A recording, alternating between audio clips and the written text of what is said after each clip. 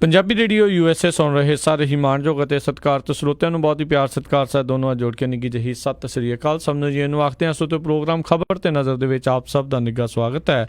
ਅੱਜ ਸ਼ੁੱਕਰਵਾਰ ਦੇ ਖਬਰ ਤੇ ਨਜ਼ਰ ਪ੍ਰੋਗਰਾਮ ਦੇ ਵਿੱਚ ਆਪਣੇ ਨਾਲ ਜੁੜ ਚੁੱਕੇ ਨੇ ਮਿੰਟੂ ਗੁਰੂਸਰੀਆ ਜੀ ਮਲੋਟ ਸਟੂਡੀਓਜ਼ ਤੋਂ। ਮਿੰਟੂ ਜੀ ਨਿੱਘੀ ਜੀ ਆਇਆਂ ਨੂੰ ਪਿਆਰ ਭਰੀ ਸਤਿ ਸ੍ਰੀ ਅਕਾਲ। ਸ਼ੁਕਰੀਆ ਜੀ, ਸਾਰਿਆਂ ਨੂੰ ਸਤਿ ਸ਼੍ਰੀ ਅਕਾਲ ਜੀ। ਸਾਡੇ ਅੱਜ ਦੇ ਪ੍ਰੋਗਰਾਮ ਖਬਰ ਤੇ ਨਜ਼ਰ ਉਸ ਨੂੰ ਸਪਾਂਸਰ ਕਰਦੇ ਨੇ ਖਾਲਸਾ ਇੰਸ਼ੋਰੈਂਸ ਏਜੰਸੀ ਵਾਲੇ, ਜਿਨ੍ਹਾਂ ਦੇ ਕੋਲੋਂ ਤੁਸੀਂ ਹਰ ਇੱਕ ਤਰੀਕੇ ਦੀ ਇੰਸ਼ੋਰੈਂਸ ਕਰਵਾ ਸਕਦੇ ਹੋ। ਇੰਸ਼ੋਰੈਂਸ ਬਾਰੇ ਪਤਾ ਕਰਨ ਲਈ ਕਾਲ ਕਰੋ ਨੰਬਰ 408-272-2500। ਇਸ ਦੇ ਨਾਲ Krishan Dhanota university, Jaspal Singh Sacramento, Jassi Gill plumbing ਵਾਲੇ Bakersfield, Gurmukh Singh Johal Bakersfield, Jagtar Singh Anandpuri Union City, GN tyre and lube wash oil change air ਬ੍ਰੇਕਾਂ ਦਾ ਕੰਮ ਕਰਵਾ ਸਕਦੇ ਹੋ। ਨਵੇਂ ਪੁਰਾਣੇ ਟਾਇਰ ਵਾਜਿਬ ਕੀਮਤਾਂ 'ਤੇ ਖਰੀਦ ਸਕਦੇ ਹੋ। 2 ਲੋਕੇਸ਼ਨਸ ਹਨ ਇਹਨਾਂ ਦੀਆਂ, ਸੈਂਟਾਨੈਲਾ ਅਤੇ ਮਡੇਰਾ 'ਚ। ਹੋਰ ਜਾਣਕਾਰੀ ਲਈ ਕਾਲ ਨਿਮਾ ਸਹੋਤਾ 209-277-0113 2092770113 ਅਤੇ Chicago pizza with a twist ਵਾਲੇ, ਜਿਨ੍ਹਾਂ ਤੋਂ ਤੁਸੀਂ ਹਰ ਤਰ੍ਹਾਂ ਦਾ veg non veg Indian style pizza ਤੁਸੀਂ ਆਰਡਰ ਕਰ ਸਕਦੇ ਹੋ। ਇਹਨਾਂ ਦੀ ਵੈਬਸਾਈਟ www.chicagopizzatwist.com ਦੇ ਉੱਤੇ ਵਿਜ਼ਿਟ ਕਰੋ, ਉੱਥੇ ਪੀਜ਼ਾ ਆਰਡਰ ਕਰ ਸਕਦੇ ਹੋ। ਅਤੇ ਇਹਨਾਂ ਦੀਆਂ ਬਹੁਤ ਸਾਰੀਆਂ ਜਿਹੜੀਆਂ ਲੋਕੇਸ਼ਨਸ ਨੇ ਪੂਰੇ ਕੈਲੀਫੋਰਨੀਆ ਦੇ ਵਿੱਚ, ਉਸ ਦੇ ਬਾਰੇ ਵੀ ਜਾਣਕਾਰੀ ਲੈ ਸਕਦੇ ਹੋ। ਅਤੇ ਆਰਡਰ ਦੇ ਉੱਤੇ 10% ਡਿਸਕਾਊਂਟ ਲਈ ਕੂਪਨ ਕੋਡ 1313 ਉਸ ਦਾ ਇਸਤੇਮਾਲ ਕਰ ਸਕਦੇ ਹੋ। ਇਹਨਾਂ ਸਾਰਿਆਂ ਦਾ ਅਸੀਂ ਬਹੁਤ ਬਹੁਤ ਧੰਨਵਾਦ ਕਰਦੇ ਹਾਂ। ਜੇਕਰ ਤੁਸੀਂ ਜਾਂ ਕੋਈ ਹੋਰ ਕਾਰੋਬਾਰ ਵੀ ਇਸ ਪ੍ਰੋਗਰਾਮ ਨੂੰ ਸਪਾਂਸਰ ਕਰਨਾ ਚਾਹੁੰਦੇ ਹੋ, ਸੰਪਰਕ ਕਰੋ ਨੰਬਰ 408-722-7698 ਦੇ ਉੱਤੇ 4087227698 ਦੇ ਉੱਤੇ। ਅਤੇ ਨਾਲ ਹੀ ਸਰੋਤਿਆਂ ਨੂੰ ਦੱਸ ਦਿਓ ਵੀ ਅੱਜ ਜਿਹੜੀਆਂ ਤੁਹਾਡੀਆਂ ਕਾਲਸ ਵੀ ਲਵਾਂਗੇ ਆਪਾਂ, ਪਰ ਪਹਿਲਾਂ ਜਿਹੜੀਆਂ ਕੁਛ ਜਿਹੜੀਆਂ ਖਬਰਾਂ ਉਹਨਾਂ ਉੱਤੇ ਆਪਾਂ ਨਜ਼ਰ ਬਣਾਵਾਂਗੇ, ਉਸ ਦੇ ਬਾਰੇ ਜਾਣਕਾਰੀ ਦੇਣਗੇ ਆਪਣੇ ਨਾਲ ਮਿੰਟੂ ਜੀ। ਅਤੇ ਫਿਰ ਬ੍ਰੇਕ ਤੋਂ ਬਾਅਦ ਦੇ ਵਿੱਚ ਤੁਹਾਡੀਆਂ ਆਪਾਂ ਕਾਲਸ ਵੀ ਲਵਾਂਗੇ, ਉਦੋਂ ਤੁਸੀਂ ਕਾਲ ਕਰਕੇ ਆਪਣੇ ਸਵਾਲ ਵੀ ਪੁੱਛ ਸਕੋਗੇ। ਅਤੇ ਮਿੰਟੂ ਜੀ, ਆਪਣੀ ਅੱਜ ਦੀ ਪਹਿਲੀ ਖਬਰ ਦੇ ਉੱਤੇ ਨਜ਼ਰ ਮਾਰਦੇ ਹਾਂ। ਫੌਜੀ ਛਾਉਣੀਆਂ ਖਤਮ ਕੀਤੀਆਂ ਜਾ ਸਕਦੀਆਂ ਨੇ। ਦੇਖੋ, ਅੱਜ ਇੱਕ ਅੰਗਰੇਜ਼ੀ ਅਖਬਾਰ ਦੇ ਵਿੱਚ ਇੱਕ ਸਟੋਰੀ ਲੱਗੀ ਆ ਕਿ ਸਟੋਰੀ ਹੈਰਾਨ ਕਰਦੀ ਹੈ ਕਿ ਫੌਜੀ ਛਾਉਣੀਆਂ ਜਿਹੜੀਆਂ ਉਹ ਖਤਮ ਕੀਤੀਆਂ ਜਾ ਸਕਦੀਆਂ। ਤਾਂ ਇਹਦੀ ਥਾਂ ਤੇ ਕਹਿੰਦੇ ਆ ਕਿ ਜਿਹਨੂੰ ਐਕਸਕਲੂਸਿਵ ਮਿਲਟਰੀ ਸਟੇਸ਼ਨ ਕਹਿ ਦਿੰਦੇ ਕਿ ਉਹ ਬਣਾ ਦਿੱਤੇ ਜਾਣਗੇ। ਹੁਣ ਇਹਦਾ ਜੇ ਆਪਾਂ ਥੋੜਾ ਜਿਹਾ ਪੜਚੋਲ ਕਰਨਾ ਹੋਵੇ ਮਸਲੇ ਦਾ, ਇਹ ਹੋਇਆ ਕਿ ਜਿਹੜੀਆਂ ਛਾਉਣੀਆਂ ਨੇ ਪੂਰੇ ਦੇਸ਼ ਦੇ ਅੰਦਰ ਫੌਜੀ ਛਾਉਣੀਆਂ, ਉਹਨਾਂ ਦਾ ਬਹੁਤ ਸਾਰਾ ਇਲਾਕਾ ਜਿਹੜਾ ਉਹ ਸਿਵਲ ਇਲਾਕੇ ਵਜੋਂ ਵਰਤਿਆ ਜਾਂਦਾ। ਤਾਂ ਜਿਹੜਾ ਰੱਖ ਰਖਾਵ ਆ, ਜਿਹੜੀ ਸਾਂਭ ਸੰਭਾਲ ਆ, ਉਹਦਾ ਸਾਰਾ ਖਰਚਾ ਪੈਂਦਾ ਆਰਮੀ ਦੇ ਸਿਰ ਤੇ। ਸੋ ਦੱਸਦੇ ਆ ਕਿ ਫੌਜ ਮੁਖੀ ਨੇ ਇਹ ਗੱਲ ਕਹਿਤੀ ਆ, ਬਿਪਨ ਰਾਵਤ ਜੀ ਨੇ, ਕਿ ਤੁਸੀਂ ਅਧਿਐਨ ਕਰੋ, ਸਟੱਡੀ ਕਰੋ ਕਿ ਖਰਚਾ ਕਿੰਨਾ ਕੁ ਬਣਦਾ, ਕੀ ਹਿਸਾਬ ਕਿਤਾਬ ਆ। ਤਾਂ ਦੂਸਰੀ ਚੀਜ਼ ਇਹ ਕੀਤੀ ਗਈ ਆ, ਰਿਪੋਰਟ ਮੰਗੀ ਗਈ, ਸ਼ਾਇਦ ਸਤੰਬਰ ਤੱਕ ਇਹ ਰਿਪੋਰਟ ਜਿਹੜੀ ਆ ਉਹ ਪੇਸ਼ ਹੋ ਜੂਗੀ। ਇਹ ਦੂਜੀ ਚੀਜ਼ ਕੀਤੀ ਗਈ ਆ ਕਿ ਖਾਸ ਤੌਰ ਤੇ ਜਿਹੜਾ ਸਿਵਲ ਇਲਾਕਾ ਵਰਤਿਆ ਜਾਂਦਾ, ਤਾਂ ਭਾਵੇਂ ਆ ਕਿ ਜਿਹੜੇ ਮਿਲਟਰੀ ਸਟੇਸ਼ਨ ਹੋਣਗੇ ਤੇ ਉਹ ਠੀਕ ਆ ਕਿ ਆਰਮੀ ਦੇ ਦੇਖ ਰੇਖ ਹੇਠ ਆਉਣਗੇ ਔਰ ਸਾਰਾ ਖਰਚਾ ਜਿਹੜਾ ਫੰਡਿੰਗ ਜਿਹੜੀ ਆ ਉਹ ਆਰਮੀ ਕਰੂਗੀ। ਪਰ ਜਿਹੜਾ ਸਿਵਿਲੀਅਨ ਇਲਾਕਾ ਬਣ ਜਾਊਗਾ, ਯਾਨੀ ਸਿਵਲ ਖੇਤਰ ਹੋਊਗਾ ਜਿਹੜਾ, ਉਹਦਾ ਜਿਹੜਾ ਰੱਖ ਰਖਾਵ ਦਾ ਖਰਚਾ ਪਾਣੀ ਆ ਉਹ ਸਾਰਾ ਜਾਊਗਾ, ਜਿੱਦਾਂ ਨਿਗਮ ਹੈ ਜਾਂ ਹੋਰ ਕੌਂਸਲਾਂ ਵਗੈਰਾ। ਤਾਂ ਇਹ ਆਰਮੀ ਦਾ ਸਟੈਪ ਹੈ ਜਿਹੜਾ ਦੱਸਿਆ ਜਾ ਰਿਹਾ, ਇਸ ਕਰਕੇ ਆ ਕਿ ਖਰਚਾ ਘਟਾਇਆ ਜਾ ਸਕੇ। ਕਿਉਂਕਿ ਇਸ ਸਮੇਂ ਤੁਹਾਨੂੰ ਪਤਾ ਹੀ ਹੈ ਕਿ ਹਰੇਕ ਪਾਸੇ ਇਸ ਤਰ੍ਹਾਂ ਦੀ ਗੁੰਜਾਇਸ਼ ਜਿੱਥੇ ਵੀ ਮਿਲਦੀ ਆ ਉਹ ਵਰਤ ਲਈ ਜਾਂਦੀ ਆ, ਕਿਉਂਕਿ ਹਰੇਕ ਥਾਂ ਤੇ ਖਰਚਾ ਜਿਹੜਾ ਉਹ ਘਟਾ ਕੇ ਹੋਰ ਦੂਸਰੀਆਂ ਚੀਜ਼ਾਂ ਤੇ ਖਰਚ ਕੀਤਾ ਜਾ ਰਿਹਾ। ਤਾਂ ਇਹਨਾਂ ਦਾ ਜਿਹੜਾ ਕਹਿਣਾ ਉਹ ਇਹੋ ਹੀ ਆ ਕਿ ਖਰਚ ਘਟਾਉਣ ਲਈ ਫੌਜ ਜਿਹੜੀ ਆ ਹੋਰ ਵੀ ਕਦਮ ਚੁੱਕਦੀ ਪਈ ਆ। ਜਿੱਦਾਂ ਬਿਪਨ ਰਾਵਤ ਨੇ ਪਿੱਛੇ ਜੇ ਇੱਕ ਮੰਡਲ ਭੇਜਣਾ ਸੀਗਾ, ਵਫਦ ਭੇਜਣਾ ਸੀਗਾ ਚਾਈਨਾ ਦੇ ਵਿੱਚ, ਉਹ ਜਿਹੜਾ ਆਮ ਤੌਰ ਤੇ 10 ਮੈਂਬਰੀ ਵਫਦ ਜਾਂਦਾ, ਉਹਨੂੰ ਵੀ ਘਟਾ ਕੇ ਇਹਨਾਂ ਨੇ 3 ਮੈਂਬਰੀ ਕਰ ਦਿੱਤਾ। ਭਾਵ ਇਹੋ ਹੀ ਆ ਕਿ ਖਰਚਾ ਜਿਹੜਾ ਉਹ ਲਗਾਤਾਰ ਘਟਾਇਆ ਜਾ ਸਕਦਾ। ਸੋ ਹੁਣ ਫੇਰ ਇੱਕ ਵਾਰੀ ਇਹ ਜਿਹੜੀ ਗੱਲ ਫੌਜੀ ਛਾਉਣੀਆਂ ਆ ਗਈ ਆ ਉਹ ਉੱਭਰ ਕੇ ਇਸ ਤਰ੍ਹਾਂ ਹੀ ਸਾਹਮਣੇ ਆਉਂਦੀ ਹੈ ਕਿ ਸ਼ਾਇਦ ਖਰਚਾ ਘਟਾਉਣ ਲਈ ਸਾਰੀਆਂ ਚੀਜ਼ਾਂ ਕੀਤੀਆਂ ਜਾ ਰਹੀਆਂ। ਉੱਦਾਂ ਜੇ ਵੇਖੀਏ ਫੌਜੀ ਛਾਉਣੀਆਂ ਦਾ ਇਤਿਹਾਸ ਤੇ ਦੱਸਦੇ ਆ ਕਿ 250 ਸਾਲ ਪਹਿਲਾਂ ਪਹਿਲੀ ਛਾਉਣੀ ਜਿਹੜੀ ਸੀਗੀ ਉਹ ਇੱਥੇ ਸਥਾਪਿਤ ਕੀਤੀ ਗਈ ਸੀ। ਹੁਣ ਤੱਕ 62 ਤੋਂ ਜ਼ਿਆਦਾ ਇਹਨਾਂ ਦੀ ਗਿਣਤੀ ਹੋ ਚੁੱਕੀ ਹੈ। ਤਾਂ ਕੁੱਲ ਓਵਰਆਲ ਜਿਹੜਾ ਇਹਨਾਂ ਦਾ ਖਰਚਾ ਉਹ 476 ਕਰੋੜ ਰੁਪਈਆ ਸਾਲਾਨਾ। ਸੋ ਇਸ ਖਰਚੇ ਨੂੰ ਘੱਟ ਕਰਨ ਲਈ ਇਹ ਕਦਮ ਚੁੱਕਿਆ ਜਾ ਸਕਦਾ ਆਉਣ ਵਾਲੇ ਸਮੇਂ ਦੇ ਵਿੱਚ। ਜੀ ਜੀ ਜੀ ਅਗਲੀ ਆਪਾਂ ਮਿੰਟੂ ਜੀ ਗੱਲ ਕਰਦੇ ਹਾਂ। ਮਹਿਬੂਬ ਮੁਫਤੀ ਨੇ ਜਿਹੜੇ ਭਾਜਪਾ ਨੂੰ ਲਾਈ ਵੰਗਾਰ, ਕਹਿੰਦੀ ਜੇ ਪਾਰਟੀ ਤੋੜੀ ਤਾਂ ਹਾਲਾਤ 87 ਵਾਲੇ ਹੋਣਗੇ। ਹਾਂ ਦੇਖੋ, ਬੀਬੀ ਮਹਿਬੂਬਾ ਮੁਫਤੀ ਹੈ ਜਿਹੜੀ, ਉਹ ਤੁਹਾਨੂੰ ਪਤਾ ਹੀ ਹੈ ਕਿ ਹੁਣ ਸੱਤਾ ਤੋਂ ਬਾਹਰ ਹੋ ਗਈ ਹੈ। ਤੇ ਸੱਤਾ ਤੋਂ ਬਾਹਰ ਕਿਹਨੇ ਕੀਤੀ ਆ? ਜਿਹੜੇ ਉਹਦੇ ਸੱਤਾ ਦੇ ਆਪਣੇ ਭਾਈਵਾਲ ਸਨ। 3-3.5 ਸਾਲ ਰਲ ਮਿਲ ਕੇ ਚੱਲਦੇ ਰਹੇ। ਉਸ ਤੋਂ ਬਾਅਦ ਉਹਨਾਂ ਨੇ ਰਾਹ ਆਪਣੇ ਵੱਖ ਕਰ ਲਏ, ਇਹਨਾਂ ਨੇ ਰਾਹ ਆਪਣੇ ਵੱਖ ਕਰ ਲਏ। ਯਾਨੀ PDP ਤੇ ਭਾਰਤੀ ਜਨਤਾ ਪਾਰਟੀ ਦਾ ਜਿਹੜਾ ਅਲਾਇੰਸ ਸੀਗਾ ਉਹ ਤਾਜ਼ਾ ਸੱਜਰਾ ਟੁੱਟਿਆ ਵਾ। ਤਾਂ ਹੁਣ ਅਲਾਇੰਸ ਹੀ ਨਹੀਂ ਇਕੱਲਾ ਟੁੱਟਿਆ, ਬਲਕਿ ਇਸ ਸੰਗਠਨ ਨੂੰ, ਇਸ ਦਲ ਨੂੰ ਟੁੱਟਣ ਦਾ ਖਤਰਾ ਪੈਦਾ ਹੋ ਗਿਆ। ਇਹ ਤੁਹਾਨੂੰ ਪਤਾ ਹੀ ਕਿ ਭਾਰਤੀ ਜਨਤਾ ਪਾਰਟੀ ਹੈ ਜਿਹੜੀ, ਉਹ ਅੰਦਰ ਖਾਤੇ ਖੁਰਚਦੀ ਰਹਿੰਦੀ ਹੈ ਨੀਹਾਂ ਨੂੰ ਕਿ ਜਿਹੜੀ ਕੰਧ ਆ ਉਹ ਅਸੀਂ ਆਪਣੇ ਵਿਹੜੇ 'ਚ ਸੁੱਟ ਲਈਏ ਅਗਲੇ ਦੀ। ਸੋ ਇਹ ਭਾਰਤੀ ਜਨਤਾ ਪਾਰਟੀ ਖੁਰਚਣਾ ਜਿਹੜਾ ਉਹ ਹਮੇਸ਼ਾ ਚਾਲੂ ਰੱਖਦੀ ਹੈ। ਤਾਂ ਹੁਣ ਇਹਨਾਂ ਨੂੰ ਵੀ ਖਤਰਾ ਪੈਦਾ ਹੋ ਗਿਆ, ਕਿਉਂਕਿ ਜਿੱਦਾਂ ਹੀ ਇਹ ਅਲਾਇੰਸ ਟੁੱਟਿਆ ਉਸ ਤੋਂ ਬਾਅਦ ਇਹਨਾਂ ਦੇ PDP ਦੇ ਕਾਫੀ ਬੰਦੇ ਸੀਗੇ ਜਿਹੜੇ ਵਿਰੋਧ ਦੇ ਵਿੱਚ ਉਤਰ ਆਏ। ਔਰ ਕਈਆਂ ਨੇ ਤੇ ਇੱਥੋਂ ਤੱਕ ਕਹਿ ਦਿੱਤਾ ਕਿ ਜਿੱਦਾਂ ਅਕਾਲੀਆਂ ਬਾਰੇ ਮਸ਼ਹੂਰ ਹੋ ਗਿਆ ਕਿ ਇਹ ਤੇ ਜੀ ਅਕਾਲੀ ਦਲ ਬਾਦਲ ਹੈ ਜਿਹੜਾ, ਉਹ ਬਾਦਲ ਪਿੰਡ ਦੀ ਉਹ ਫਰਮ ਜੀ ਬਣ ਕੇ ਰਹਿ ਗਿਆ। ਤਾਂ ਉਹਦਾ ਉੱਥੇ ਵੀ ਕਈ ਸੁਰ ਇਹੋ ਜਿਹੇ ਉੱਭਰੇ ਆ ਜਿਹੜੇ ਕਹਿੰਦੇ ਆ ਕਿ ਇਹ ਇੱਕ ਪਰਿਵਾਰ ਦੀ ਪ੍ਰਾਈਵੇਟ ਕੰਪਨੀ ਬਣ ਕੇ ਰਹਿ ਗਈ ਆ ਇਹ ਜਿਹੜੀ ਸਿਆਸੀ ਤਨਜ਼ੀਮ ਆ। ਸੋ ਉਹ ਜਿਹੜਾ ਵਿਰੋਧ ਆ ਉਹ ਕਿਤੇ ਨਾ ਕਿਤੇ ਬੀਬੀ ਮਹਿਬੂਬਾ ਮੁਫਤੀ ਨੂੰ ਸਤਾਉਂਦਾ ਕਿ ਇਹ ਬੰਦੇ ਆ ਜਿਹੜੇ ਕੱਲ ਨੂੰ ਮੇਰੇ ਲਈ ਬਹੁਤ ਵੱਡੀ ਕਿਤੇ ਖੱਜਲ ਖੁਆਰੀ ਨਾਲ ਖੜੀ ਕਰ ਦੇਣ। ਸੋ ਇਸੇ ਕਰਕੇ ਅੱਜ ਇਹਨੇ ਇੱਕ ਤਰ੍ਹਾਂ ਨਾਲ ਵੰਗਾਰ ਹੀ ਪਾਈ ਹੈ, ਲਲਕਾਰਿਆ ਵੀ ਹੈ, ਵੰਗਾਰਿਆ ਵੀ ਹੈ ਕਿ ਦੇਖੋ ਜੇ ਤੁਸੀਂ ਸਾਡੀ ਪਾਰਟੀ ਤੋੜਨ ਦਾ ਯਤਨ ਕੀਤਾ ਤੇ ਫਿਰ ਹਾਲਾਤ ਜਿਹੜੇ ਆ 87 ਵਰਗੇ ਹੋ ਜਾਣਗੇ।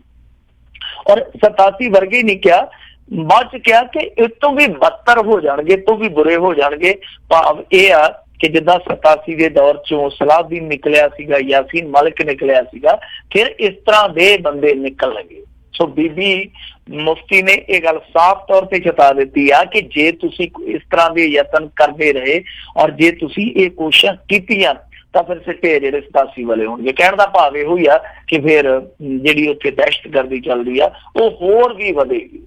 ਸੋ ਸਿੱਧੇ ਤੌਰ ਤੇ ਬੀਬੀ ਨੇ ਸੰਕੇਤ ਦੇ ਦਿੱਤੇ ਆ।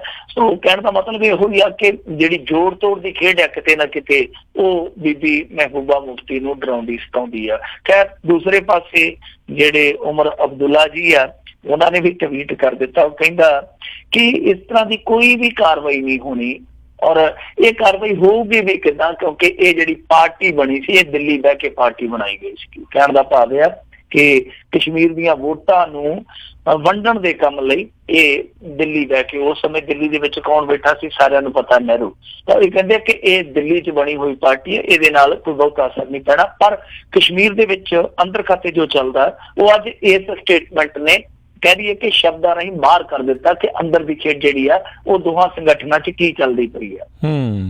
ਜੀ ਅਗਲੀ ਜਿਹੜੀ ਗੱਲ ਕਰਦੇ ਹਾਂ ਆਪਾਂ ਮਿੰਟੂ ਜੀ, ਵੀ ਸੋਸ਼ਲ ਮੀਡੀਆ ਹੱਬ ਬਣਾਉਣ ਤੇ ਸੁਪਰੀਮ ਕੋਰਟ ਵੱਲੋਂ ਕੇਂਦਰ ਸਰਕਾਰ ਨੂੰ ਸਖਤ ਝਾੜ। ਦੇਖੋ ਸਖਤ ਝਾੜ ਉਹਨਾਂ ਨੇ ਇਹ ਪਾਈ ਆ ਕਿ ਤੁਸੀਂ ਤੇ ਇਸ ਤਰ੍ਹਾਂ ਕਰਕੇ ਸਰਵੀਲੈਂਸ ਸਟੇਟ ਬਣਾਉਣ ਦੀ ਤਰ੍ਹਾਂ ਕੰਮ ਕਰੋਗੇ। ਸੋ ਅਸਲ ਦੇ ਵਿੱਚ ਮੁੱਦਾ ਇਹ ਆ ਕਿ ਇਹਨਾਂ ਨੇ ਇੱਕ ਸੋਸ਼ਲ ਮੀਡੀਆ ਹੱਬ ਬਣਾਉਣ ਲਈ ਟੈਂਡਰ ਖੋਲਿਆ ਔਰ ਉਹ ਟੈਂਡਰ ਹੈ ਜਿਹੜਾ ਮੇਰੇ ਖਿਆਲ ਦੇ ਨਾਲ 20 ਅਗਸਤ ਨੂੰ ਖੋਲਿਆ ਜਾਣਾ। ਸੋ ਇਹ ਸਾਡੇ ਭਾਰਤ ਦੇ ਵਿੱਚ ਵੈਸੇ ਬੜੀ ਅਣਗੌਲੀ ਜੀ ਖਬਰ ਆ। ਏਦਾਂ ਜਿੱਦਾਂ ਹੁਣ ਸੁਪਰੀਮ ਕੋਰਟ ਨੇ ਕੋਈ ਝਾੜ ਕੋਈ ਫਟਕਾਰ ਪਾਈ ਹੈ ਫਿਰ ਤੇ ਭਾਵੇਂ ਮੀਡੀਆ ਕੋਈ ਚਰਚਾ ਕਰ ਦੇਵੇ, ਓਦਾਂ ਇਹੋ ਜਿਹੇ ਮੁੱਦਿਆਂ ਤੇ ਸਾਡਾ ਮੀਡੀਆ ਚਰਚਾ ਹੀ ਨਹੀਂ ਕਰਦਾ, ਜਦ ਕਿ ਇਹ ਬਹੁਤ ਸੰਜੀਦਾ ਮੁੱਦਾ। ਅਸਲ ਦੇ ਵਿੱਚ ਕਹਾਣੀ ਕੀ ਸੀਗੀ? ਕਹਾਣੀ ਇਹ ਸੀਗੀ ਕਿ ਕੇਂਦਰ ਸਰਕਾਰ ਨੇ ਪਿੱਛੇ ਦੇ ਟੈਂਡਰ ਮੰਗ ਲਏ ਕੰਪਨੀਆਂ ਤੋਂ ਔਰ ਇਹ ਜਿਹੜੀਆਂ ਕੰਪਨੀਆਂ ਤੁਹਾਨੂੰ ਪਤਾ ਜਿਹੜੀਆਂ IT ਜਗਤ ਨਾਲ, ਤੁਸੀਂ ਬਿਹਤਰ ਜਾਣਦੇ ਹੋ, IT ਜਗਤ ਨਾਲ ਜਿਹੜੀਆਂ ਜੁੜੀਆਂ ਕੰਪਨੀਆਂ, ਤਾਂ ਇਹਨਾਂ ਬਾਰੇ ਕਿਹਾ ਗਿਆ ਕਿ ਸਾਨੂੰ ਇੱਕ ਐਸੀ ਸੌਫਟਵੇਅਰ ਕੰਪਨੀ ਦੀ ਜ਼ਰੂਰਤ ਆ, ਐਸੀ ਇੱਕ ਤਕਨੀਕੀ ਕੰਪਨੀ ਦੀ ਜ਼ਰੂਰਤ ਹੈ ਜੋ ਪੂਰੇ ਦੇਸ਼ ਦੇ ਵਿੱਚ ਸਰਵੀਲੈਂਸ ਦਾ ਕੰਮ ਕਰ ਸਕੇ, ਜਿਹਦੇ ਵਿੱਚ ਫੇਸਬੁੱਕ ਵੀ ਆ, ਟਵਿੱਟਰ ਵੀ ਆ, ਕੁਛ ਲੋਕ ਤੇ ਕਹਿੰਦੇ ਆ ਕਿ ਈਮੇਲ ਸਰਵਿਸ ਵੀ ਹੈ ਜਿਹੜੀ ਉਹ ਵੀ ਸਰਵੀਲੈਂਸ ਯਾਨੀ ਨਿਗਰਾਨੀ ਦੇ ਹੇਠ ਆ ਸਕਦੀ ਆ। ਤਾਂ ਇਸ ਤਰ੍ਹਾਂ ਦਾ ਇੱਕ ਟੈਂਡਰ ਖੋਲਿਆ ਗਿਆ। ਹਾਲਾਂਕਿ ਇਹਨਾਂ ਨੇ ਇਹ ਚੀਜ਼ ਕਹੀ ਕਿ ਦੇਖੋ ਜੀ ਅਸੀਂ ਸੂਚਨਾਵਾਂ ਇਕੱਠੀਆਂ ਕਰਨੀਆਂ ਨੇ ਕਿ ਸਰਕਾਰੀ ਸਕੀਮਾਂ ਦਾ ਵਿਸਤਾਰ ਹੈ ਜਿਹੜਾ ਕਿਸ ਤਰ੍ਹਾਂ ਹੋ ਰਿਹਾ ਉਹਦੀ ਫੀਡਬੈਕ ਲੈਣੀ ਹੈ ਪਬਲਿਕ ਤੋਂ, ਜੇ ਕੋਈ ਦੇਸ਼ ਵਿਰੋਧੀ ਪ੍ਰਚਾਰ ਕਰਦਾ ਉਹਨੂੰ ਕਾਊਂਟਰ ਕਰਨਾ, ਮਤਲਬ ਕਿ ਹਵਾਲਾ ਦਿੱਤਾ ਜਾ ਰਿਹਾ ਇਸ ਚੀਜ਼ ਦਾ ਕਿ ਅਸੀਂ ਸਰਕਾਰੀ ਨੀਤੀਆਂ ਦਾ ਪ੍ਰਸਾਰ ਕਰਨਾ, ਇਸ ਤੋਂ ਇਲਾਵਾ ਅਸੀਂ ਜਿਹੜਾ ਦੇਸ਼ ਵਿਰੋਧੀ ਕੰਟੈਂਟ ਆ ਉਹਨੂੰ ਅਸੀਂ ਕਾਊਂਟਰ ਕਰਨਾ। ਇੱਕ ਕੰਪਨੀ ਦੇ ਜ਼ਰੀਏ, ਯਾਨੀ ਜਿਹੜੀ ਮਾਸ ਸਰਵੇਲੈਂਸ ਕਰ ਸਕੇ, ਕਹਿਣ ਦਾ ਭਾਵ ਆ। ਤਾਂ ਇਹਨਾਂ ਨੇ ਇਹ ਕਿਹਾ, ਪਰ ਜਦੋਂ ਇਹ ਮਾਮਲਾ ਤ੍ਰਿਣਮੂਲ ਕਾਂਗਰਸ ਦੇ ਇੱਕ ਲੀਡਰ ਨੇ ਸੁਪਰੀਮ ਕੋਰਟ 'ਚ ਖੜਿਆ ਤਾਂ ਸੁਪਰੀਮ ਕੋਰਟ ਉੱਥੇ ਇਹਨਾਂ ਨੂੰ ਟੁੱਟ ਕੇ ਪੈ ਗਿਆ ਕਿ ਇਹ ਕੀ ਕਰ ਰਹੇ ਹੋ ਤੁਸੀਂ, ਇਹ ਤੇ ਤੁਹਾਡਾ ਜਿਹੜਾ ਸਾਰਾ ਫੰਡਾ ਹੀ ਹੈ ਗਲਤ। ਕਿਉਂਕਿ ਤੁਹਾਨੂੰ ਯਾਦ ਹੋਣਾ ਜਦੋਂ ਆਧਾਰ ਕਾਰਡ ਵਾਲੀ ਸੁਣਵਾਈ ਹੋਈ ਆ ਤਾਂ ਉਹਦੇ ਵਿੱਚ ਆਧਾਰ ਕਾਰਡ ਤੇ ਜਾਇਜ਼ ਆ ਜਾਂ ਨਜਾਇਜ਼ ਆ ਜਾਂ ਜ਼ਰੂਰੀ ਹੈ ਜਾਂ ਗੈਰ ਜ਼ਰੂਰੀ ਆ, ਹਾਲੇ ਤੱਕ ਤੈਅ ਨਹੀਂ ਹੋਇਆ। ਪਰ ਤੁਹਾਨੂੰ ਯਾਦ ਹੋਣਾ ਇੱਕ ਚੀਜ਼ ਮੁੱਢਲੇ ਦੌਰ ਦੇ ਵਿੱਚ ਤੈਅ ਕਰ ਦਿੱਤੀ ਗਈ ਸੀਗੀ ਕਿ ਜਿਹੜੀ ਇਨਸਾਨ ਦੀ ਨਿਜਤਾ ਉਹਦਾ ਫੰਡਾਮੈਂਟਲ ਰਾਈਟ ਆ। ਮਤਲਬ ਕਿ ਇੱਕ ਨਵਾਂ ਫੰਡਾਮੈਂਟਲ ਰਾਈਟ ਮਿਲਿਆ ਇੱਥੋਂ ਦੇ ਆਵਾਮ ਨੂੰ ਕਿ ਜਿਹੜੀ ਤੁਹਾਡੀ ਨਿਜਤਾ ਉਹ ਕੋਈ ਖੋ ਨਹੀਂ ਸਕਦਾ, ਉਹਦੇ ਤੇ ਕਿਸੇ ਦੂਸਰੇ ਦਾ ਹੱਕ ਨਹੀਂ। ਤੇ ਹੁਣ ਤੁਸੀਂ ਆਪ ਹੀ ਅੰਦਾਜ਼ਾ ਲਾ ਲਓ, ਜੇ ਇਸ ਤਰ੍ਹਾਂ ਦੀ ਇਹ ਇੱਕ ਸੋਸ਼ਲ ਮੀਡੀਆ ਹੱਬ ਬਣਾਉਂਦੇ ਆ ਜਿਹਦੇ 'ਚ ਇਹ ਮਾਸ ਸਰਵੇਲੈਂਸ ਕਰਨਗੇ, ਤਾਂ ਫਿਰ ਉਹ ਜਿਹੜੀ ਨਿਜਤਾ ਦਾ ਹੱਕ ਅਧਿਕਾਰ ਇਹਨਾਂ ਨੇ ਡਿਫਾਈਨ ਕੀਤਾ ਸੁਪਰੀਮ ਕੋਰਟ ਵਾਲਿਆਂ ਨੇ ਥੋੜੇ ਦਿਨ ਪਹਿਲਾਂ, ਫਿਰ ਉਹਦਾ ਮਾਇਨਾ ਕੀ ਰਹਿ ਜਾਂਦਾ। ਸੋ ਇੱਥੇ ਹੀ ਸ਼ਾਇਦ ਸੁਪਰੀਮ ਕੋਰਟ ਨੇ ਤਾਂ ਫਟਕਾਰ ਪਾਈ ਹੈ ਕਿ ਭਾਈ ਤੁਸੀਂ ਤੇ ਸਰਵੇਲੈਂਸ ਸਟੇਟ ਬਣਾਉਣ ਜਾ ਰਹੇ ਹੋ। ਸੋ ਹੁਣ ਦੇਖਦੇ ਆ ਅੱਗੇ ਕੀ ਜਵਾਬ ਦਿੰਦੇ ਆ। ਪਰ ਮਸਲਾ ਬਹੁਤ ਗੰਭੀਰ ਆ, ਗੁੰਝਲਦਾਰ ਆ, ਪਰ ਗੁੰਝਲ ਇੰਨੀ ਵੀ ਨਹੀਂ ਹੈਗੀ। ਜੇ ਤੁਸੀਂ ਥੋੜਾ ਜਿਹਾ ਦਿਮਾਗ ਤੇ ਜ਼ੋਰ ਦੇਵੋ ਤੇ ਬੰਦਾ ਆਸਾਨੀ ਨਾਲ ਇਹਨਾਂ ਦੇ ਮੰਤਵ ਤੱਕ ਪਹੁੰਚ ਸਕਦਾ ਕਿ ਮੰਤਵ ਇਹੋ ਹੀ ਆ ਕਿ ਲੋਕਾਂ ਦਾ ਡਾਟਾ ਔਰ ਲੋਕਾਂ ਦੀ ਜਿਹੜੀ ਸੋਚ ਆ ਉਹ ਇਕੱਠੀ ਕੀਤੀ ਜਾਵੇ ਕਿ ਝੁਕਾ ਕਿੱਧਰ ਨੂੰ ਆ। ਜਿਵੇਂ ਤੁਹਾਡੇ ਇੱਥੇ ਇਲੈਕਸ਼ਨ ਦੇ ਵਿੱਚ ਸਭ ਕੁਝ ਹੋਇਆ ਸੀ ਡਾਟੇ ਦਾ, ਤੁਹਾਨੂੰ ਪਤਾ ਹੀ, ਉਹ ਤੁਹਾਡੇ ਸੰਸਦ ਤੱਕ ਰੌਲਾ ਪਿਆ ਉਸ ਚੀਜ਼ ਦਾ, ਖੁਦ ਜ਼ੁਕਰਬਰਗ ਨੂੰ ਜਾਣਾ ਪਿਆ ਸੰਸਦ ਤੱਕ। ਤਾਂ ਇੱਥੇ ਵੀ ਸ਼ਾਇਦ ਇਹੋ ਹੀ ਯਤਨ ਕੀਤਾ ਜਾ ਰਿਹਾ ਕਿ ਲੋਕਾਂ ਦੀ ਮਾਨਸਿਕਤਾ ਨੂੰ ਪੜ੍ਹਿਆ ਜਾਵੇ ਕਿ ਕਿਹਦਾ ਝੁਕਾ ਕਿੱਧਰ ਆ, ਕਿਹੜਾ ਕਿਹੜੀਆਂ ਨੀਤੀਆਂ 'ਚ ਇੰਟਰਸਟਡ ਆ। ਜੀ ਜੀ ਬਿਲਕੁਲ। ਇਹ ਤਾਂ ਚੋਰੀ ਦੇਣੇ ਹੌਲੀ ਹੌਲੀ ਜਿਹੜੇ ਕੰਮ ਕਰ ਦਿੰਦੇ ਆ, ਬਾਕੀ ਜਿਹੜੇ ਹੋਰ ਮਸਲਿਆਂ 'ਚ ਉਲਝਾਈ ਰੱਖਦੇ ਆ, ਪਿੱਛੋਂ ਇਹ ਸਾਰਾ ਕੁਝ ਕਰੀ ਜਾ ਰਹੇ ਆ। ਜੀ ਅਗਲੀ ਜਿਹੜੀ ਆਪਾਂ ਗੱਲ ਕਰਦੇ ਆ, ਜਿਹੜੀ ਭਾਰਤੀ ਹੀਮਾ ਦਾਸ ਆ ਉਸਨੇ ਰਚਿਆ ਇਤਿਹਾਸ, AFI ਨੂੰ ਮਾਫੀ ਵੀ ਬਾਅਦ 'ਚ ਮੰਗਣੀ ਪਈ। ਵਾਕਈ ਇਸ ਕੁੜੀ ਨੇ ਇਤਿਹਾਸ ਰਚਿਆ ਕਿਉਂਕਿ ਇਹ ਪਹਿਲੀ ਐਥਲੀਟ ਬਣੀ ਹੈ ਜਿਹਨੇ ਕੌਮਾਂਤਰੀ ਟਰੈਕ ਐਂਡ ਫੀਲਡ ਮੁਕਾਬਲਿਆਂ 'ਚ ਗੋਲਡ ਜਿੱਤਿਆ ਭਾਰਤ ਲਈ। ਹਾਲਾਂਕਿ ਜੂਨੀਅਰ ਵਰਗ ਦੇ ਵਿੱਚ ਆ, ਇਹ ਦੱਸਣਾ ਤੇ ਲਾਜ਼ਮੀ ਹੈ ਕਿ ਜੂਨੀਅਰ ਵਰਗ ਦੇ ਵਿੱਚ, ਕਿਉਂਕਿ ਅੰਡਰ 20 ਟਰੈਕ ਐਂਡ ਫੀਲਡ ਮੁਕਾਬਲੇ ਸੀ ਜਿਹਦੇ 'ਚ ਇਹਨੇ ਸੋਨਾ ਫੁੰਡਿਆ, ਪਰ ਫਿਰ ਵੀ ਬਾਵਜੂਦ ਇਸ ਦੇ ਚਾਹੇ ਜੂਨੀਅਰ ਵਰਗ ਸੀਗਾ, ਉਪਲਬਧੀ ਬਹੁਤ ਵੱਡੀ ਆ, ਪ੍ਰਾਪਤੀ ਬਹੁਤ ਸਿਰੇ ਦੀ ਆ। ਸੋ ਇਸ ਕੁੜੀ ਨੇ ਜਿਸ ਤਰ੍ਹਾਂ ਦਾ ਉੱਥੇ ਪਰਫਾਰਮ ਕੀਤਾ ਉਹ ਤੋਂ ਬਹੁਤ ਉਮੀਦਾਂ ਜਾਗਦੀਆਂ। ਔਰ ਕਮਾਲ ਦੀ ਗੱਲ ਹੈ ਕਿ ਉਹ ਜਿਵੇਂ ਅਸੀਂ ਛੋਟੇ ਹੁੰਦੇ ਸੁਣਦੇ ਹੁੰਦੇ ਸੀ, ਇੱਕ ਫਲਾਈਂਗ ਸਿੱਖ ਤੇ ਇੱਕ ਉੱਡਣ ਪਰੀ ਉਸ ਸਮੇਂ PT ਊਸ਼ਾ ਹੁੰਦੀ ਸੀ, ਤਾਂ ਉੱਡਣਪੁਰੀ ਦਾ ਅੱਜ ਇਹਨੂੰ ਖਿਤਾਬ ਵੀ ਮਿਲ ਗਿਆ ਕਿ ਇੰਡੀਆ ਦੀ ਦੂਸਰੀ ਉੱਡਣ ਪਰੀ ਜਿਹੜੀ ਹੈ ਉਹ ਹੈਗੀ ਹੈ ਹੀਮਾ ਦਾਸ। ਔਰ ਇਹਨੇ ਗਜ਼ਬ ਦਾ ਉੱਥੇ ਪ੍ਰਦਰਸ਼ਨ ਕੀਤਾ। ਵੈਸੇ ਇੱਕ ਕਮਾਲ ਦੀ ਚੀਜ਼ ਹੈ ਕਿ ਬੈਸਟ ਜਿਹੜਾ ਆਪਣਾ ਬੀਟ ਨਹੀਂ ਕੀਤਾ, ਇਹਦਾ ਬੈਸਟ ਜਿਹੜਾ ਸੀਗਾ ਉਹ ਮੇਰੇ ਖਿਆਲ ਦੇ ਨਾਲ 51.13 ਤੇ ਅੱਜ ਜਿਹੜਾ ਇਹਨੇ ਸਮਾਂ ਕੱਢਿਆ ਉਹ 51.43 ਸੀ ਸ਼ਾਇਦ। ਸੋ ਹਾਲੇ ਵੀ ਬੈਸਟ ਤੋਂ ਪਿੱਛੇ ਰਹਿ ਗਈ ਆ। ਪਰ ਇਸ ਕੁੜੀ ਦਾ ਜਿਹੜਾ ਜਜ਼ਬਾ, ਜੇ ਉਹ ਦੇਖੋਗੇ ਇੰਟਰਵਿਊ 'ਚ ਜਿੱਦਾਂ ਇਹਨੇ ਕਿਹਾ, ਇਹ ਕਹਿੰਦੀ ਕਿ ਦੇਖੋ ਮੈਂ ਗੋਲਡ ਮਗਰ ਨਹੀਂ ਭੱਜਦੀ, ਮੈਂ ਮੈਡਲ ਮਗਰ ਨਹੀਂ ਭੱਜਦੀ, ਮੈਂ ਆਪਣੇ ਆਪ ਨਾਲ ਦੌੜਦੀ ਹਾਂ ਕਿਉਂਕਿ ਮੈਂ ਹਰੇਕ ਵਰਤ ਚਾਹੁੰਦੀ ਹਾਂ ਕਿ ਮੈਂ ਆਪਣਾ ਬੈਸਟ ਬੀਟ ਕਰ ਸਕਾਂ, ਜੋ ਮੇਰਾ ਬੈਸਟ ਹੈ, ਪਿਛਲਾ ਬੈਸਟ ਹੈ, ਉਹਨੂੰ ਬੀਟ ਕਰ ਸਕਾਂ।